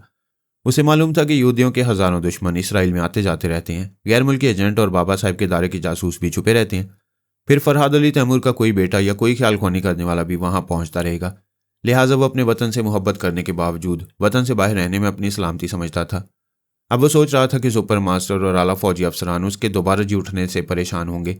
अगरचे वो पैदाइशी तौर पर ईसाई जॉन विल्सन था, लेकिन आइंदा ताहयात यहूदी दाऊद मंडोला ही बनकर रहने वाला था। अब ये यकीनी तवक्को थी कि मंडोला के कत्ल का इंतकाम उनसे ज़रूर लेगा। चूंकि वह ताहयात दाऊद मंडोला ही बनकर रहने वाला था, इसलिए अमरीकी हुकाम इसराइली हुकाम के सामने ये तस्लीम नहीं करेंगे कि उन्होंने एक टेलीपैथी जानने वाले यहूदी मंडोला को गोली मारी थी, बल्कि वह एहसान जताएंगे कि एक यहूदी को मशीन के जरिए टेलीपैथी सिखाई। मगर वो यहूदी मंडोला दगा देकर अमेरिका से चला गया और यकीनन इसराइल पहुंच गया। ये सब कुछ सोचकर उसने एक इसराइली फौजी अफसर से ख्याल ख्वानी के जरिए रब्ता किया। उसने मोनारो की आवाज़ और लहजे में फौजी अफसर से कहा, हेलो, मैं अभी तुम्हारे लिए एक अजनबी ख्याल ख्वानी करने वाला हूँ। मेरा नाम दाऊद मंडोला है। मैं यहूदी और अमेरिकन आर्मी में एक मैकेनिक रह चुका हूँ। मैंने उस नाकारा ट्रांसफार्मर मशीन की मरम्मत की थी। कामयाब मरम्मत के सिलसिले में मुझे ये ख्याल ख्वानी का इल्म मिला है। अफसर ने कहा, हमारे सुराग रसानों ने बहुत पहले इतला दी थी कि एक यहूदी मैकेनिक ने उस मशीन को दुरुस्त किया था। हमें और अंदर की खबर ना मिल सकी। वैसे अमेरिकी हुकाम ने शिकायत के तौर पर हमें इतला दी है कि वो यहूदी मंडोला टेलीपैथिक इल्म सीखते ही कहीं रूपोश हो गया है। वो यकीनन इसराइल में ही पनाह लेने पहुंचा होगा। मैं पहुंचा तो नहीं हूँ, पहुंचना चाहता हूँ। अभी एक पड़ोसी मुल्क में हूँ। वहाँ क्यों हो, ये मुल्क तुम्हारा है, तुम्हें यहाँ आकर रहना चाहिए। हमारे टेलीपैथी जानने वालों की तादाद में इजाफा होगा। इससे बड़ी खुशी की और क्या बात हो सकती है। मंडोला ने कहा, मैं जानता हूँ, एल्पा और टेरी आदम 2 यहूदी ख्याल ख्वानी करने वाले हैं। आइंदा सिर्फ मेरा ही नहीं, एक और टेलीपैथी जानने वाले का इजाफा होगा। क्या वाकई? वो दूसरा कौन है? क्या वो तुम्हारे जेर असर है? हाँ, आपने मोनारो और टालबूट के नाम सुने होंगे। ये दोनों कुछ अरसे तक सोनिया सानी के मामूल और ताबेदार बनकर रहे, फिर आज़ाद हो गए। लेकिन मोनारो तबई मौत मर चुका है, सिर्फ टालबूट जिंदा है। वो मुझसे पेरिस में टकराया था। मैं उसे जख्मी करने के बाद अपना ताबेदार बना चुका हूँ। इसमें कोई शुबा नहीं कि तुम हमें बहुत बड़ी खुशखबरी सुना रहे हो, लेकिन तुम इस बात का बुरा ना मानना। हम तुम दोनों के दाऊद मंडोला और टालबूट होने की तस्दीक करेंगे। ज़रूर, तस्दीक करना चाहिए। जब हम आपके पास पहुंचे तो आप हमें हिरासत में लेकर हमारा ब्रेन वॉश कर सकते हैं, हम पर तनवीमी अमल करा सकते हैं। हम अपने मुल्क और कौम की खातिर तस्दीक किए जाने के नाकाबिले बर्दाश्त अमल से गुजरेंगे और अपनी हुब्बुल वतनी साबित करेंगे। क्या टालबूट भी यहूदी है? पहले ईसाई और अमरीकी था। मैंने तनवीमी अमल के जरिए से सिर्फ ताबेदार ही नहीं, यहूदी भी बना दिया। फिर तो हम बेचैनी से तुम्हारे मुंतज़िर रहेंगे। तुम दोनों कब आ रहे हो? हम काहिरा में हैं। हमारे लिए जहाज़ या हेलीकॉप्टर कल शाम तक भेज दो, हम आ जाएंगे। उसने राब्ता ख़त्म कर दिया। फिर अपने बेडरूम में हाजिर होकर अपनी ताज़ा तरीन प्लानिंग पर नज़रसानी करने लगा। प्लानिंग ये थी कि अभी वो दोबारा मोनारो और टालबूट पर तनवीमी अमल करेगा। वो दोनों सी बंगले के एक बेडरूम में सो रहे थे, लेकिन उसने अपने मंसूबे के तहत मोनारो को मुर्दा बताया था। मोनारो पर अमल करके ये जहन नशीन कराना था कि वो मर चुका है और अब वो दाऊद मंडोला है। यानी मंडोला अपनी तमाम शख्सियत और लबो लहजा मोनारो के जहन में नक्श कर देगा। बल्फाज़े दीगर जिस तरह कभी एक जॉन विल्सन हुआ करता था और अब एक पैदाइशी वजूद के बावजूद मुकम्मल तौर पर दाऊद मंडोला बन चुका था, इसी तरह मोनारो आइंदा दाऊद मंडोला की हैसियत से इसराइल जाकर ज़िंदगी गुजारने वाला था। और टालबूट के जरिए यह नक्श होने वाला था कि उसका साथी मोनारो पेरिस में तबई मौत मर चुका है और वो दाऊद मंडोला के साथ इसराइल आया हुआ है। सिर्फ एक मुश्किल मरहले से गुजरना था और वो मरहला ब्रेन वॉशिंग का होता। लेकिन यह भी मंडोला के लिए कुछ ज़्यादा मुश्किल ना था, क्योंकि एक्सरे मैन मार्टन और टेरी आदम उन दोनों को इसाबी कमज़ोरी में मुब्तला करके उनके अंदर जाकर उनके चोर ख्यालात पढ़ते और ये कभी समझ ना पाते कि उन चोर ख्यालात पढ़ने वालों के दिमागों पर दाऊद मंडोला पहले से हुकूमत कर रहा है। ऐसे में एक्सरेमैन मार्टन, एल्पा और टेरी आदम उन दोनों के दिमागों से वही मालूमात हासिल करते जो मंडोला उन्हें फराहम करता। ये सारा दिमागी खेल था, ये जहानत से समझने का था, समझाने का नहीं था। या फिर आने वाला वक्त समझाता है कि बाज़ बातें वक्त गुजरने के बाद समझ में आती हैं। सुपर मास्टर फौज के आला अफसरान के साथ एक बंद कमरे में बैठा हुआ कश्मीर में प्राइजलर की मौत और जॉन विल्सन की शख्सी तब्दीली के मुतालिक बता रहा था कि वो किस तरह यहूदी दाऊद मंडोला बन चुका है। बंद कमरे के बाहर मुसल्लह फौजी जवान खड़े हुए थे। उन्हें हुक्म दिया गया था कि वो किसी भी आला हाकिम या आला फौजी अफसर को अंदर न आने दें। हत्ता कि टेलीपैथी जानने वाले 3D के तीनों वफादारों को भी उस बंद कमरे के इजलास में शरीक होने की इजाज़त नहीं। सुपर मास्टर ने कहा, मैं यह एहतियात इसलिए बरत रहा हूं कि दाऊद मंडोला अगर मशीन में कुछ गड़बड़ करके जॉन विल्सन को यहूदी मंडोला बना सकता है तो उसने 3D को भी ट्रांसफार्मर मशीन से गुजारने के दौरान कोई शैतानी चाल चली होगी। हो सकता है वो 3D को अपना मामूल और ताबेदार बना चुका हो। एक अफसर ने कहा, तुम दानिशमंदी से काम ले रहे हो। यहाँ बहरी, बर्री और फिजाई अफवाज के योगा जाने वाले अफसरान हैं। साबका जॉन विल्सन यानी मौजूदा यहूदी मंडोला हम में से किसी को अलाकार बनाकर इस इजलास की अहम कार्रवाई नहीं देख सकेगा। दूसरे अफसर ने कहा, वैसे ये मानना पड़ता है कि यहूदी बड़े मक्कार होते हैं। हम मुतमईन थे कि उसे हमेशा के लिए ख़त्म कर चुके हैं, मगर वो कमबख्त जॉन विल्सन के अंदर हमेशा जिंदा रहेगा। तीसरे अफसर ने कहा, उसने हमारे लिए बड़े मसाइल पैदा कर दिए हैं। अब तो हमें अपने 3D पर शुबा हो गया है कि वो उन तीनों के अंदर किसी वक्त भी आकर हमारे खुफिया मंसूबे मालूम करता रहेगा। सुपर मास्टर ने कहा, हम ट्रांसफार्मर मशीन के जरिए 3D के दिमागों से मंडोला के तनवीमी अमल को ख़त्म कर सकते हैं, लेकिन अब तो मशीन पर भी भरोसा नहीं किया जा सकता। पता नहीं वो यहूदी उस मशीन में किस किस्म का उलट फेर कर गया है। एक ने कहा, यह कोई मसला नहीं है, हम अपने कई तजुर्बाकार मैकेनिक से मशीन को अच्छी तरह चेक कराएंगे। हाँ, जब मशीन नाकारक थी तो मंडोला के सिवा कोई दूसरा मैकेनिक उसकी मुरम्मत नहीं कर सका, लेकिन अब तो उसकी मुरम्मत हो चुकी है। हमारे दूसरे मैकेनिक उसमें की जाने वाली हेरा फेरी को समझ सकते हैं। हमें उन्हें आजमाना चाहिए। ठीक है, अपने चंद तजुर्बाकार मैकेनिक्स की सलाहियतों को आजमाया जाएगा, लेकिन 3D का क्या बनेगा? मशीन को अच्छी तरह चेक करने के बाद 3D को दोबारा मशीन से गुजार कर उन्हें अपना वफादार बनाया जाएगा, और जब तक हमें यकीन नहीं होगा कि वो तीनों यहूदी मंडोला के असर से निकल चुके हैं, तब तक उन तीनों डीज को यहाँ हेडक्वार्टर में नज़रबंद रखा जाएगा। एक अफसर ने पूछा, आप ये कहना चाहते हैं कि 3D नज़रबंद रहकर ख्याल ख्वानी के जरिए पारस को कश्मीर से भगाएं, उसे सियाचिन भी ना जाने दें, और यहीं से भारत और पाकिस्तान के फौजी कैंप और उनके दूसरे अहम राज मालूम करें? सुपर मास्टर ने कहा, होना तो यही चाहिए, लेकिन ट्रांसफार्मर मशीन इत्मीनान बख्श रहेगी तो मेरा मशवरा है कि कम अज़ कम 2 निहायत ज़बरदस्त टेलीपैथी जानने वालों का हम इजाफा करें। उनमें से एक ख्याल ख्वानी करने वाला इतना ज़बरदस्त फाइटर और ऐसा ताकतवर हो कि प्राइजलर की जगह एक टीम बनाकर वहाँ जाए और पारस को ठिकाने लगाए। उसकी तहवील में जो माइक्रो फिल्में और हमारी अहम दस्तावेजात हैं उन्हें यहाँ ले आए। एक अफसर ने तायद की, बेशक सिर्फ ख्याल ख्वानी से काम नहीं चलेगा। वहाँ प्राइजलर की जगह किसी ज़बरदस्त और ख़तरनाक फाइटर को पारस के मुकाबले में जाना चाहिए, और हमारा वो फाइटर ऐसा हो कि ख्याल ख्वानी भी करता हो। हमारे कमांडोज में जल्लाद किस्म के फाइटर हैं, हम उनका आपस में मुकाबला कराएंगे। मुकाबले में जो सबको मात देकर अव्वल नंबर पर आएगा उसे ट्रांसफार्मर मशीन से गुजार कर टेलीपैथी का इल्म दिया जाएगा। सुपर मास्टर ने कहा, आप लोगों को याद होगा कि कुछ अर्सा पहले जेपर गोला नामी शैतान ने एक को खुफिया तंजीम बनाई थी।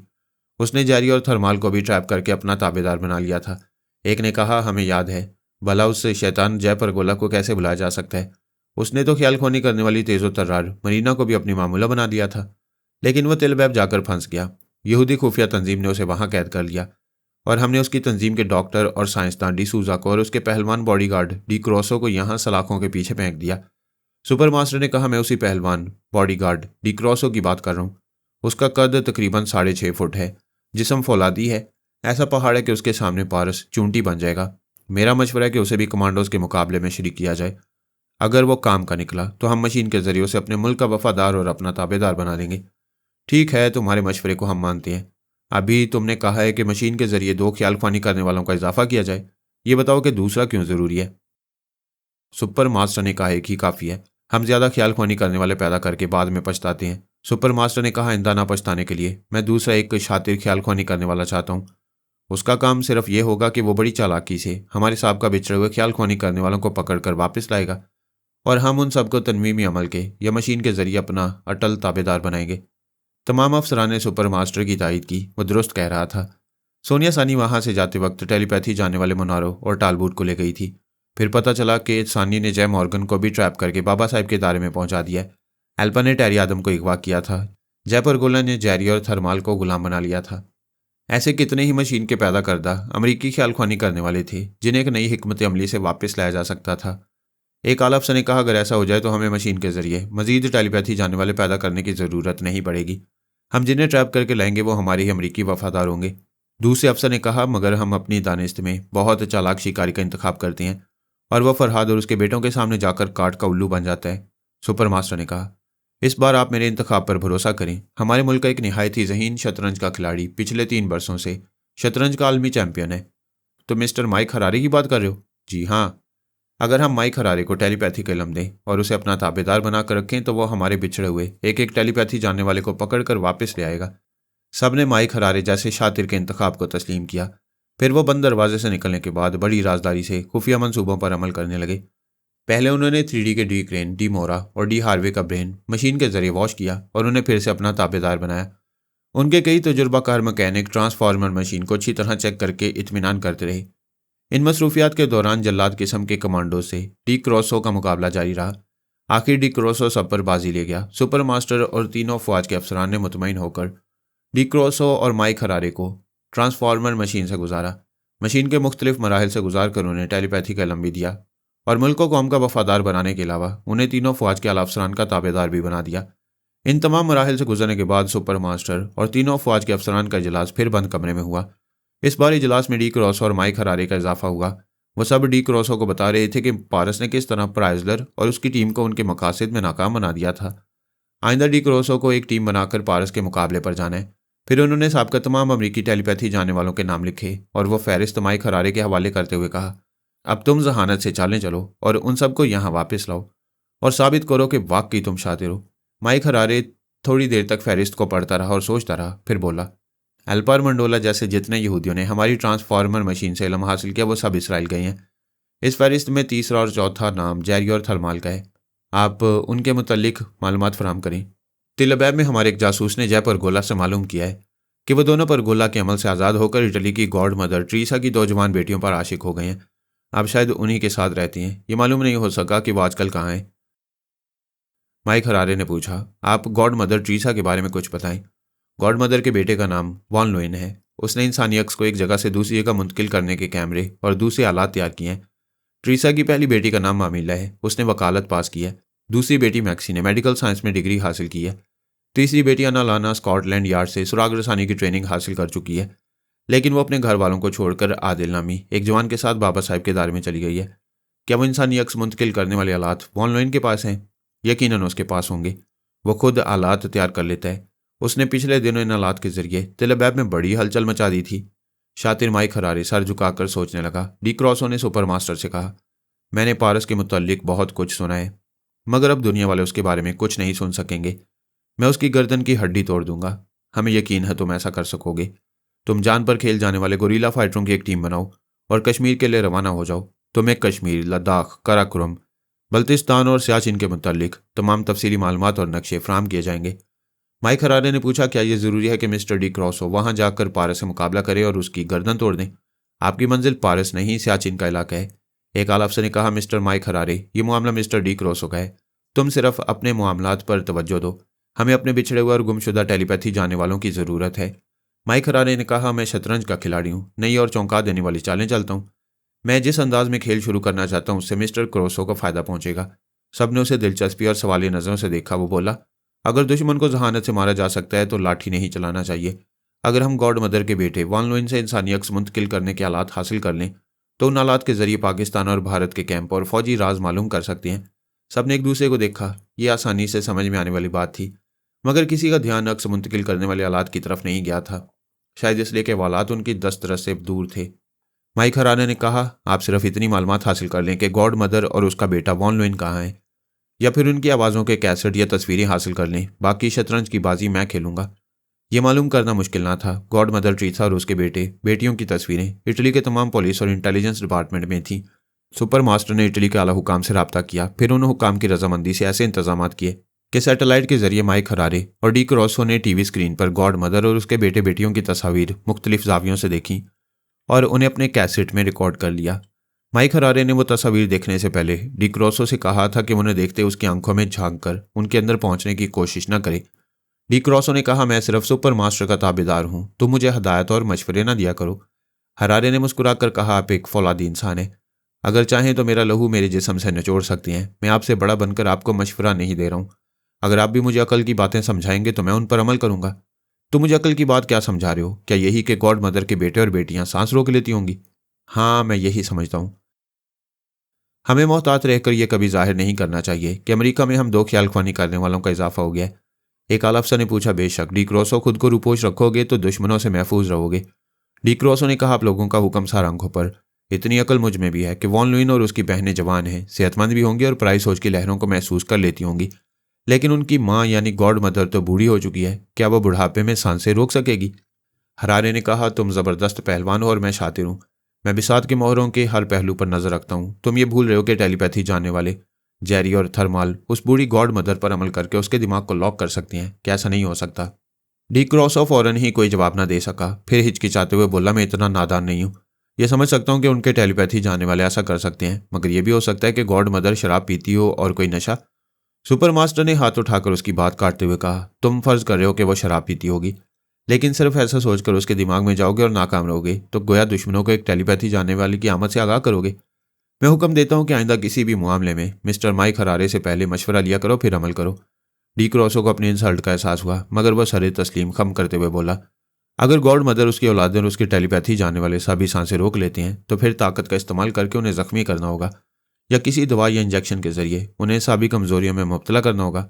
हरारे ने कहा, ऐसा कुछ नहीं करना होगा। बहुत अरसा पहले जब जेरी और थर्माल को यहाँ ट्रांसफार्मर मशीन से गुजारा गया होगा तो उनका तमाम रिकॉर्ड भी यहाँ मौजूद होगा। इस रिकॉर्ड में उनकी आवाज़ों के कैसेट भी होंगे। बस ज़रा अकल से सोचने की बात है कि जेरी और थर्माल ने गॉड मदर की फैमिली के तमाम मेंबरान पर अमल किया होगा। अगर हम उनकी आवाज़ और लहजे इख्तियार करके उनके दिमागों में जाएंगे तो उनमें से कोई हमारी सोच की लहरों को महसूस नहीं करेगा। सुपर मास्टर ने कहा, देखो क्रोसो, इसे कहते हैं शातिराना जहानत। मैं अभी रिकॉर्ड रूम से जेरी और थर्माल की आवाज़ों के कैसेट मंगवाता हूँ। उसने अपने खास मातियत को हुक्म दिया कि रिकॉर्ड रूम से मतलूबा ऑडियो कैसेट लाई जाएं। तीनों अफवाज के आला अफसरान ने डी क्रॉसो को समझाया कि अपनी अहम मतलूबा चीज़ हासिल करने के लिए आदमी को झुक जाना चाहिए, ख्वाह वक्ती तौर पर दुश्मन के आगे क्यों ना झुकना पड़े। फिर मिस्टर हरारे तो दोस्त हैं और नहायत ज़हीन भी, लिहाजा सुपर मास्टर के हुक्म के मुताबिक उसे हर मामले में हरारे से मशवरा लेना चाहिए। डी क्रॉसो ने दिल में कहा, ठीक है, वक्ती तौर पर झुक रहा हूँ। आइंदा किसी मरहले पर अपनी कारकर्दगी दिखाकर साबित करूंगा कि मैं माइक हरारे से बरतर हूँ। उन्हें ऑडियो कैसेट के जरिए जेरी और थर्माल की आवाज़ें सुनाई गईं। टीवी स्क्रीन पर गॉड मदर और उसके बेटे बेटियों की तस्वीरें दिखाई गईं। सुपर मास्टर ने कहा, डी क्रॉसो, अभी तुम ख्याल ख्वानी ना करो। मिस्टर हरारे को अपने तौर पर उस फैमिली के अंदर घुसने दो। बेहतर है अपनी एक टीम बनाने के लिए जानिसार फाइटरों और कोपैमा अफराद की एक फहरिस्त तैयार करो। डी क्रॉसो ने मुस्कुराकर कहा, मुझे मिस्टर हरारे और गॉड मदर के मामलात से अलग रखा जा रहा है। कोई बात नहीं, मैं ताबेदार हूँ। अभी सोच समझकर फहरिस्त तैयार करूंगा। शातिर माइक हरारे ने गॉड मदर के बेटे वॉन लुइन को अपना टारगेट बनाया। उसकी तस्वीर को कई बार गौर से देखा, फिर जेरी की आवाज़ और लहजे इख्तियार करके तस्वीर की आंखों में झांकते हुए उसके अंदर पहुंचा तो उसने सांस रोक ली। वो वापस आ गया। ये बात समझ में आ गई कि वॉन लुइन के दिमाग को जेरी ने अमल करके लॉक नहीं किया है। हरारे ने दूसरी बार थर्माल की आवाज़ और लहजे इख्तियार किया, फिर ख्याल ख्वानी की परवाज़ की। इस बार वॉन लुइन ने सोच की लहरों को महसूस नहीं किया। ये मालूम हो गया कि वह थर्माल का मामूल है। इस वक्त वॉन लुइन सोच रहा था कि अभी कौन उसके अंदर आना चाहता था। बेख्तियार उसने सांस रोक ली थी। माइक हरारे ने उसकी सोच का रुख बदल दिया। ये मालूम किया कि अभी जेरी और थर्माल से उनके ताल्लुकात हैं। अगर हैं तो वो दोनों ख्याल ख्वानी करने वाले कहाँ होंगे? वॉन लुइन ने सोचा, वो दोनों अपनी मर्जी के मालिक हैं। उनमें से एक उसकी बहन मामिला को और दूसरा मैक्सिको चाहता है, लेकिन वो दोनों कभी सामने नहीं आती। उनकी बहनों से कभी अचानक ही किसी पार्क या दूसरी तफरीह गाह में मुलाकात करते हैं और हर मुलाकात में उनके चेहरे बदले हुए होते हैं। वो ख्याल ख्वानी के जरिए यकीन दिलाते हैं कि वही उनके आशिक हैं। मामेला और मैक्सी ने अपने ख्याल ख्वानी करने वाले आशिकों से कई बार खुशामदीद की कि वो दोनों उनकी माँ और भाई के सामने आया करें और चर्च में चलकर उनसे शादी कर लें, लेकिन वो उन्हें टाल देते हैं। वॉन लुइन के ख्यालात बता रहे थे कि जेरी और थर्माल दिल के मामले में मजबूर होकर उसकी बहनों से मोहब्बत करती हैं और उनकी पूरी फैमिली के काम भी आते रहते हैं, लेकिन आदिल की तरह गॉड मदर पर भरोसा नहीं करते हैं। उनकी हरकतों और टाल मटोल से जाहिर होता है कि वो दोनों ख्याल ख्वानी करने वाले भी आदिल की तरह फरहाद अली तैमूर से मुतासिर हैं या उसके ताबेदार हैं। वो दोनों गॉड मदर की माफिया तंजीम से दूर रहकर भी मामिला और मैक्सी की खातिर उनके काम आते रहते हैं। वॉन लुइन के ख्यालात ने बताया कि उसके पास इंसानी अक्स को एक जगह से दूसरी जगह मुंतकिल करने के कैमरे, साउंड रिकॉर्डिंग मशीन और दूसरे अहम आलात थे। शातिर माइक हरारे ने उसकी सोच में पूछा कि वो किस मुल्क और किस शहर में है। उसकी सोच ने कहा, हम हैफा में भेस बदल कर रहते हैं, कोई हमें पहचान नहीं सकेगा। तिल बह बातें जाते रहती हैं। तिलवैब में एक ऐसा बंगला है जिसमें दोहरी छतें हैं।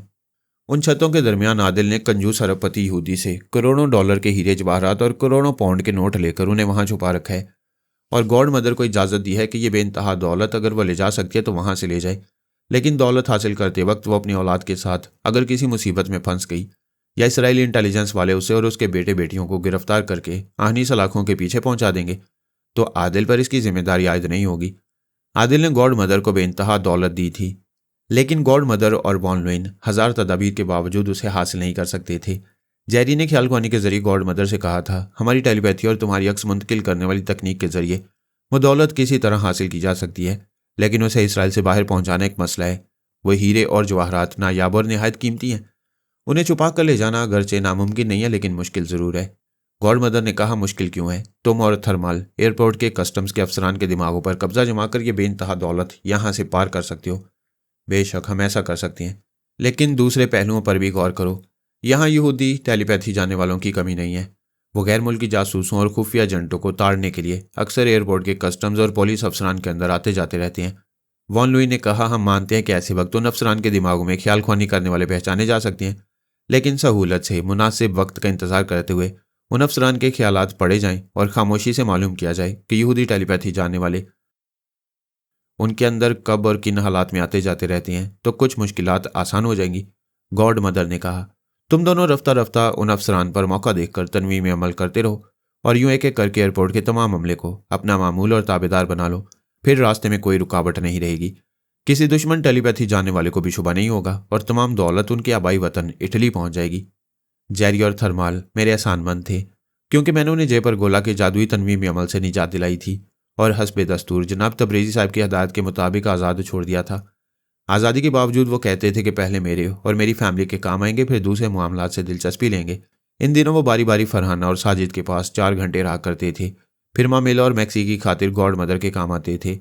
एयरपोर्ट के एक एक अफसर की अच्छी तरह स्टडी करने के बाद उन्हें अपना मामूल और ताबेदार बनाते रहते।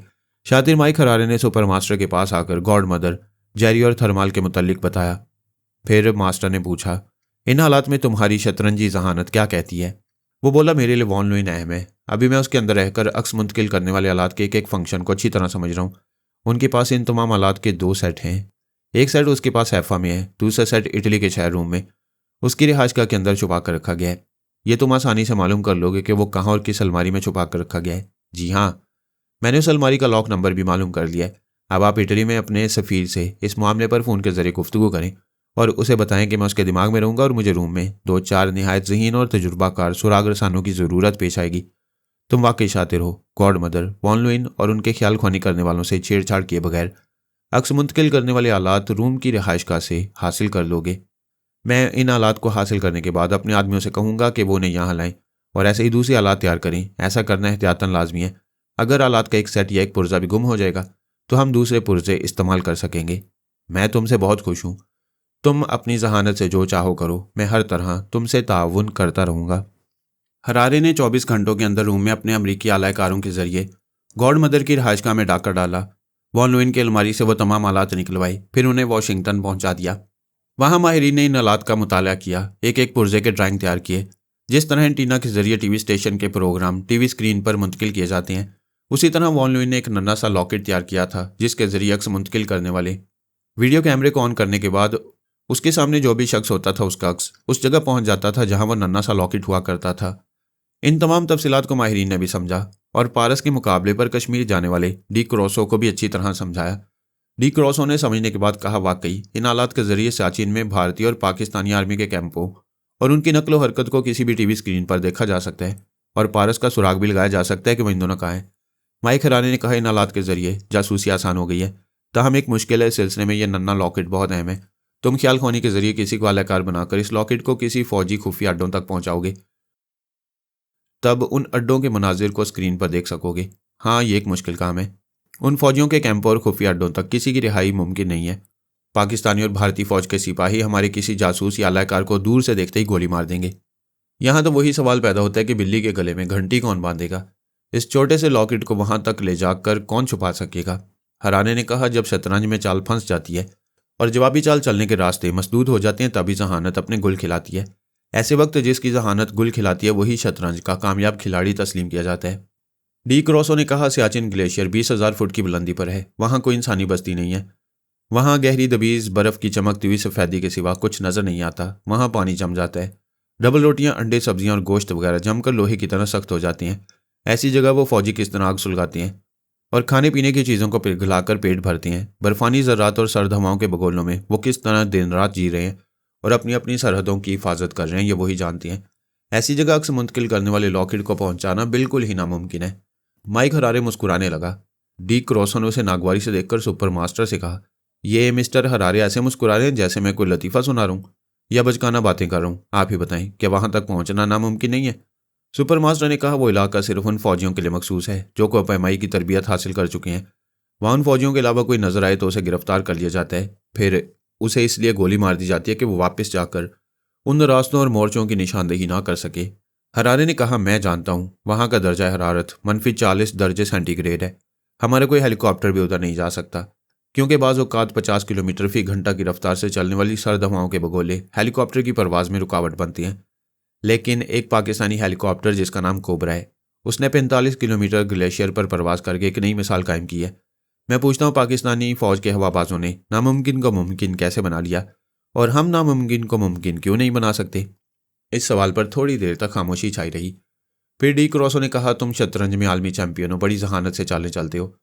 अगर तुम नामुमकिन को मुमकिन बना दो और वो लॉकेट उन दोनों मुल्कों के खुफिया अड्डों में पहुंचा दो तो मैं तुम्हें शातिर और अपना उस्ताद मान लूंगा। मैं खुद को मनवाना और अपनी तारीफ सुनना पसंद नहीं करता। बस समझ लो कि चंद लॉकेट दोनों मुल्कों के खुफिया अड्डों में 24 या 48 घंटों के अंदर पहुंच जाएंगे। डी क्रॉसो, सुपर मास्टर और तीनों अफवाज के अलाप सरान ने बेयकीनी से उसे देखा। फिर सुपर मास्टर ने कहा, हम एक बेमिसाल और ज़हीन टेलीपैथी जानने वाले की ज़रूरत थी, इसीलिए मैंने तुम्हारा इंतखाब किया था। तुम अपने आला अफसरान को बताओ कि मेरा इंतखाब गलत नहीं था। तुम वो चंद लॉकेट वहां तक कैसे पहुंचाओगे? वो बोला, सर, बाज़-औक़ात मुश्किल से मुश्किल मसला हल हो जाता है और आसान मसले का हल सुझाई नहीं देता। हम आप सभी जानते कि फ़ौजियों के लिए खाने पीने का, पहनने ओढ़ने का और दीगर ज़रूरियात का सामान महाजों पर जाया करता है और ये सामान पहुंचाने वाले भी फ़ौजी होते हैं, इंसान होते हैं। उनके पास दिमाग होता है और हमें दिमागों में पहुंचना आता है। वो हमारी मर्ज़ी के मुताबिक उस सामान में हमारे कई लॉकेट छुपा कर ले जा सकती हैं और उन खुफिया अड्डों में पहुंचकर उन्हें हमारी ज़रूरत की जगह रख सकते हैं। सुपर मास्टर ने खुश होकर कहा, मिस्टर हरारे, तुमने मेरा सर फ़ख्र से बुलंद कर दिया। तमाम फौजी अफसरान भी उसकी तारीफ़ें करने लगे। डी क्रॉसो ने कहा, मिस्टर हरारे, मैं तुम्हारे मुकाबले में बढ़ता रहने के लिए दिल ही दिल में तुम्हें कमतर समझता रहा था, लेकिन अब दिल की गहराइयों से तस्लीम करता हूँ कि तुम बेमिसाल जहानत रखते हो। मुझे तुम्हारी उंगली पकड़ कर चलना चाहिए और मैं अपने तमाम आला अफसरान के सामने अहद करता हूँ कि तुम्हारा मातियत बनकर रहूँगा और तुमसे बहुत कुछ सीखने की कोशिशें करता रहूँगा। हरारे ने अपनी जगह से उठकर उसे गले लगाया, फिर उसे थपक कर कहा, ना तुम मेरी मातियत हो, ना मैं तुम्हारा मातियत। हम दोस्त हैं और अपने मुल्क के सिपाही हैं। हमारे इत्तेहाद से ही वहाँ पारस बेमौत मरेगा। इस इत्तेहाद पर तमाम अफसरान खुश होकर तालियां बजाने लगे। सुपर मास्टर ने कहा, अब ये मालूम करना रह गया कि पारस कहाँ है। अगर वो श्रीनगर में ही है तो तुम दोनों जगह जगह टेलीपैथी का जाल बिछाकर उसे घिर सकते हो। माइक हरारे ने कहा, श्रीनगर कोई बहुत बड़ा शहर नहीं है। कश्मीरियों के लिए बड़ा शहर हो सकता है, लेकिन भारतीय फौज और वहाँ की पुलिस वाले इतने दिनों से क्या कर रहे हैं, जबकि शीत अरबी फौज से ताउन कर रही है, अपने महबूब को अपने ज़ेर असर लाने के लिए दिन रात एक कर रही है। सुपर मास्टर ने कहा, पारस उस शहर में एक अजनबी होगा और उसका कोई मखसूस ठिकाना नहीं होगा। अब तक की रिपोर्ट के मुताबिक वो होटलों में रहता है। मेरा ख्याल है वो आइंदा वहाँ के मुजाहिदीन की तरह किसी न किसी कश्मीरी मुसलमान के घर में पनाह लेगा। माइक हरारे ने इनकार में सर हिलाकर कहा, अब वो श्रीनगर में नहीं होगा। उसे मालूम हो चुका है कि हम सियाचिन के इलाके में दिलचस्पी ले रहे हैं। अगरचे उसने दिलचस्पी लेने वाले हमारे एक प्लान मेकर प्राइजलर को मार डाला है। इसके बावजूद समझ रहा होगा कि हम अमरीकी नई तैयारियों के साथ आएंगे। वो कभी नहीं चाहेगा कि हम पाकिस्तानी फ़ौज के खिलाफ जासूसी करें, इसलिए वो किसी ऐसे रास्ते पर होगा जो सियाचिन की तरफ जाता हो। शाहराह रेशम, कराकुरम, खंजराब, लद्दाख या बल्तिस्तान की तरफ सफ़र कर रहा होगा। वो जहाँ भी हो, हमें मालूम होना चाहिए कि वो कहाँ है और क्या करता फिर रहा है। डी क्रॉसो ने कहा, मैं हरारे जैसी शतरंजी जहानत नहीं रखता, लेकिन मेरे ज़हन में ये बात आ रही है कि उसे पाकिस्तान से मोहब्बत है, इसलिए वो पहले पाकिस्तानी आर्मी को हमारे इरादों से बाखबर रखना चाहेगा। इस मकसद के लिए वो बाबा साहब के इदारे के ज़राए इस्तेमाल करेगा या खुद पाकिस्तान के रास्ते सियाचिन का रुख करेगा। माइक हरारे ने कहा, मिस्टर क्रॉसो, जहानत किसी की मेरास नहीं है। यह सिर्फ मेरे पास नहीं, तुम्हारे पास भी है। अभी तुमने जहानत से सोचा और दुरुस्त तो सोचा है। इंसान पहले अपने बचाव की सोचता है, फिर दुश्मन पर हमले की तदबीर करता है। पारस भी पहले पाकिस्तानी आर्मी की हमायत में सोचेगा और अमल करेगा। डी क्रॉसो की जहानत को भी तस्लीम किया गया, इसलिए वो बहुत खुश था। माइक हरारे ने चंद लम्हात तक सोचने के बाद कहा, सियाचिन ग्लेशियर तक पहुंचने के 3 रास्ते हैं। पहला 79,000 मुरब्बा किलोमीटर सिलसिला कराकोरम का हिस्सा पाकिस्तान में है, जबकि लद्दाख का कुछ हिस्सा भारत के कब्जे में है। इसके बाद दौलत बेग की चौकी और दर्रा कराकोरम जो कि खंजराब का इलाका है, उसके जनूबी इलाके अवामी जमहूरिया चीन की सरहदी हदूद में है। फिर वो बोला, शाहराह रेशम पाकिस्तान को चीन से मिलाती है। इस रास्ते चीन तक या सियाचिन तक जाने के लिए दर्रा खंजराब से गुजरना पड़ता है। लिहाजा पारस जो भी रास्ता इख्तियार करेगा उसे दर्रा खंजराब से गुजरना होगा। मैं चाहता हूं हमारे 1-2 जासूसों को सयाह बनाकर फौरन ही खंजराब की बस्ती में पहुंचा दिया जाए। हम उन जासूसों के अंदर रहकर वहां के लोगों से मुलाकात करेंगे और उनके दिमागों में घुसकर पारस को तलाश करेंगे। हो सकता है वो किसी भेस में वहां मौजूद हो। एक फौजी अफसर ने फौरन ही उसके मशवरे पर अमल करते हुए फोन के जरिए मिलिट्री इंटेलिजेंस से रब्ता किया। फिर इस सिलसिले में जरूरी हदायत देने लगा। माइक हरारे अपने बड़े अफसरान और सुपर मास्टर के साथ एक मेज के साथ लगा बैठा था। वो किसी भी अहम मामले में जहां बैठता था वहां उसके सामने शतरंज की एक ख्याली बिसात बिछ जाती और वह इस बिसात पर अहम मोहरों को तस्वुर में देखता रहता। ऐसे ही वक्त उसने पारस के लिए बिछी हुई बिसात पर एक अहम मोहरे को देखा और उस मोहरे का नाम था शीतारा। उसने सुपर मास्टर से पूछा, शीतारा से कैसे रब्ता हो सकता है? बड़ी फौज के एक आला अफसर ने कहा, मैं जानता हूं। एक बार शीतारा ने कहा था कि पेरिस, लंदन, वाशिंगटन और भारत वगैरह में डमी शीतारा रहती हैं और वो अपनी हर डमी से रात के 12 बजे रब्ता करती है। इस वक्त भारत में आधी रात होने वाली है। उसने अपनी तमाम डमीज के फ़ोन नंबर दिए थे।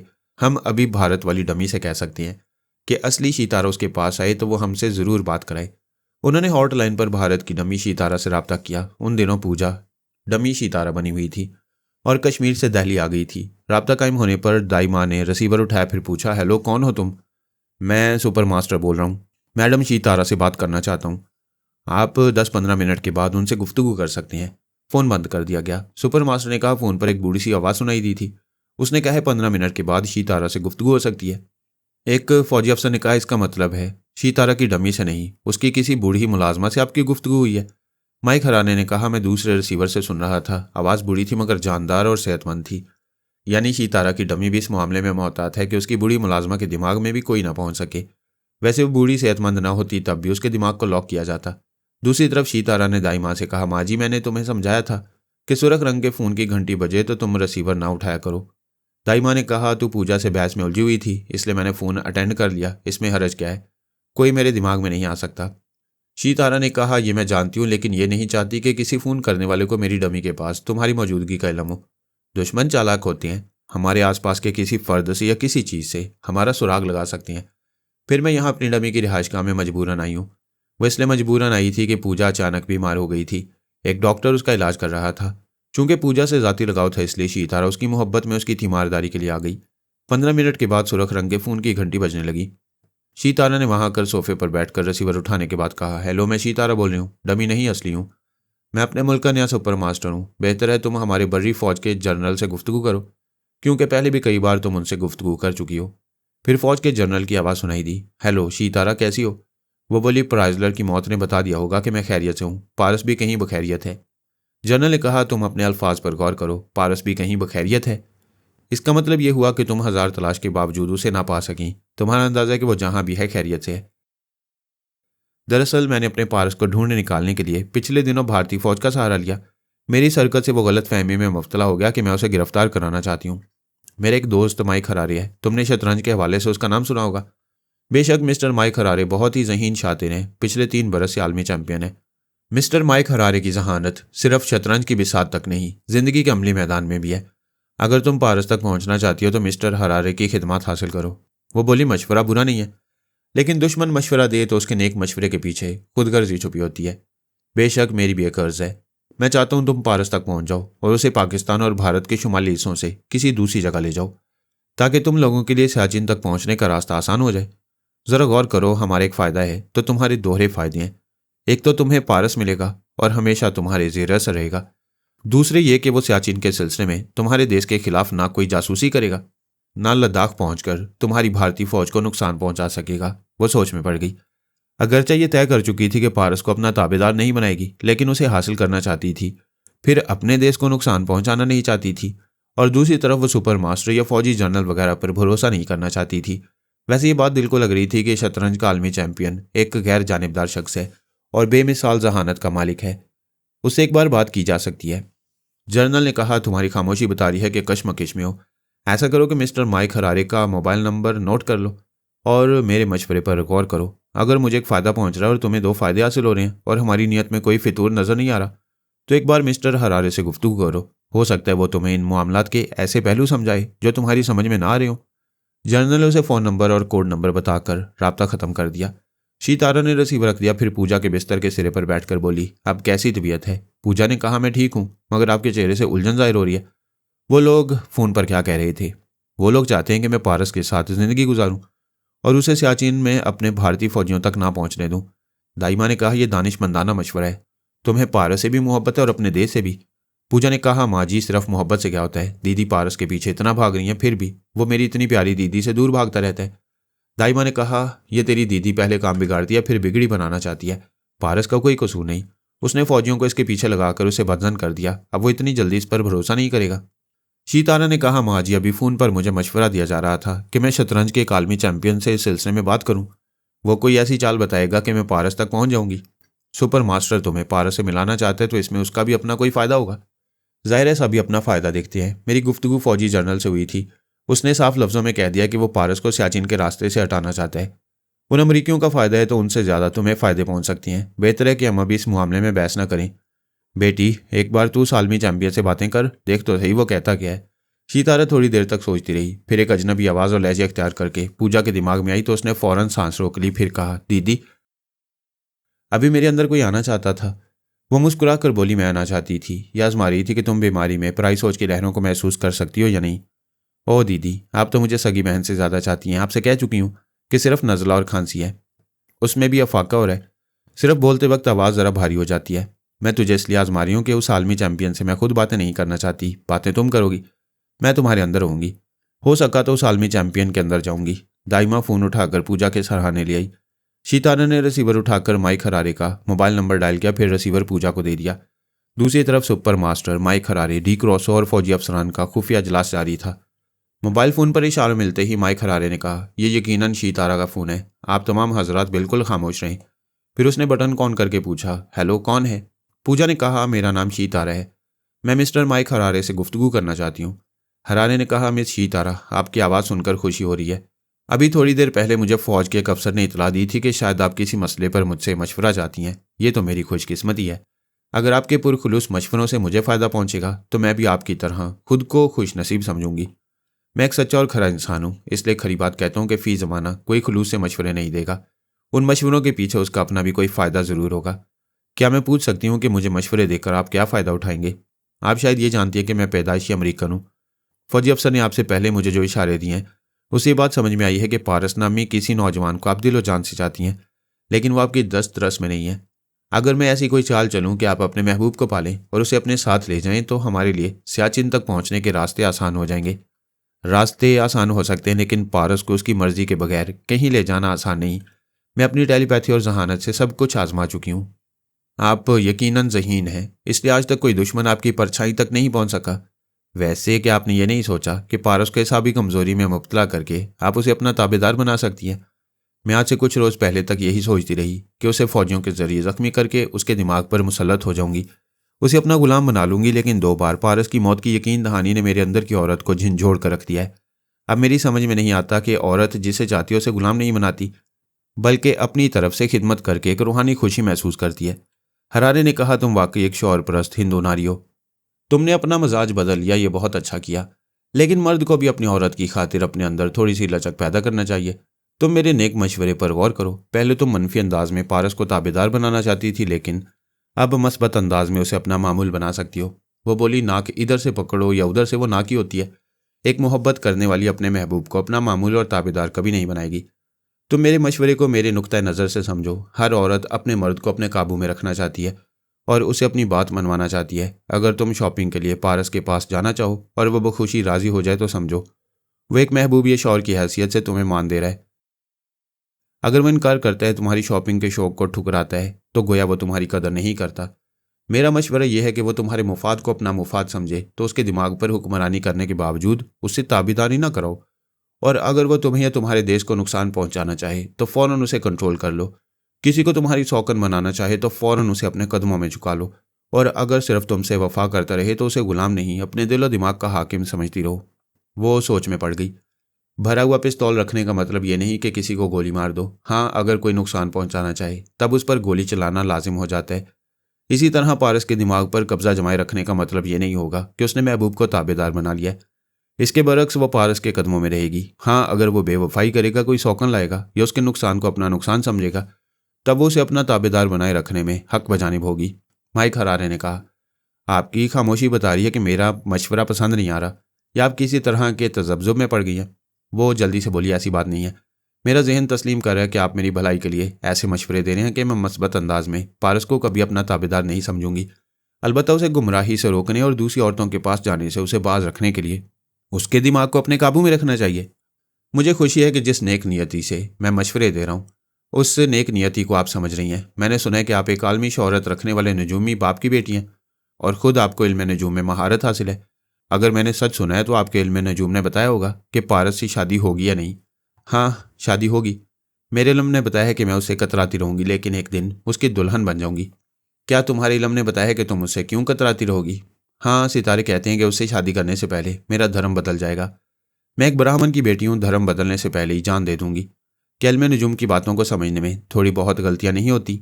बेशक होती हैं, लेकिन मैंने कई बार अपना और पारस का जायचा बनाया है और एक ही बात हर बार सामने आई है कि धर्म बदल जाएगा। मिस सितारा ज़रा गौर करें कि किसका धर्म बदलेगा। इल्म नजूम की बातें एक आध लफ्ज़ से मफहूम बदल देती हैं।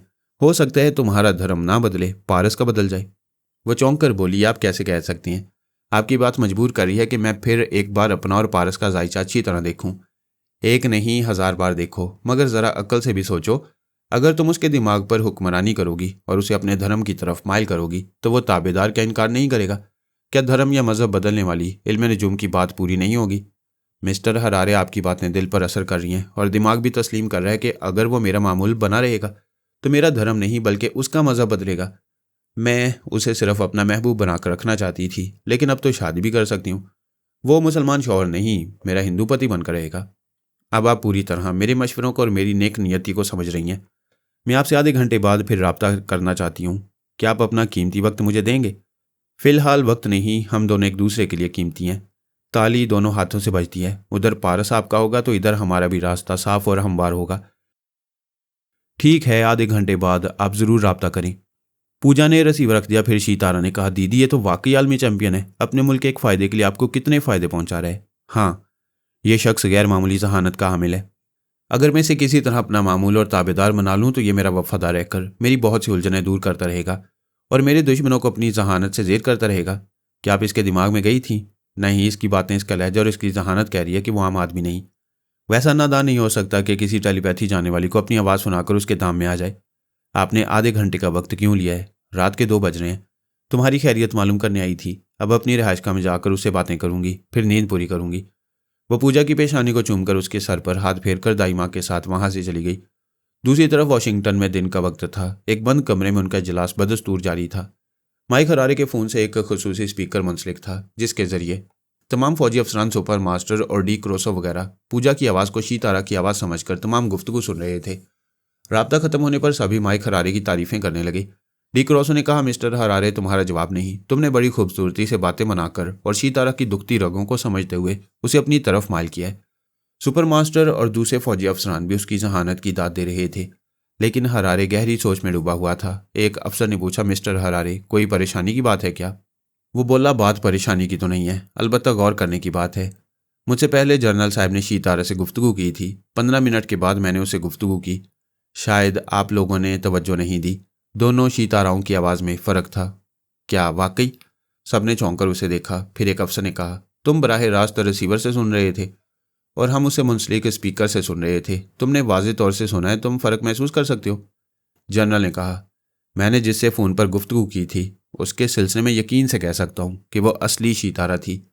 अब से पहले मैं कई बार उससे गुफ्तगू कर चुका हूँ।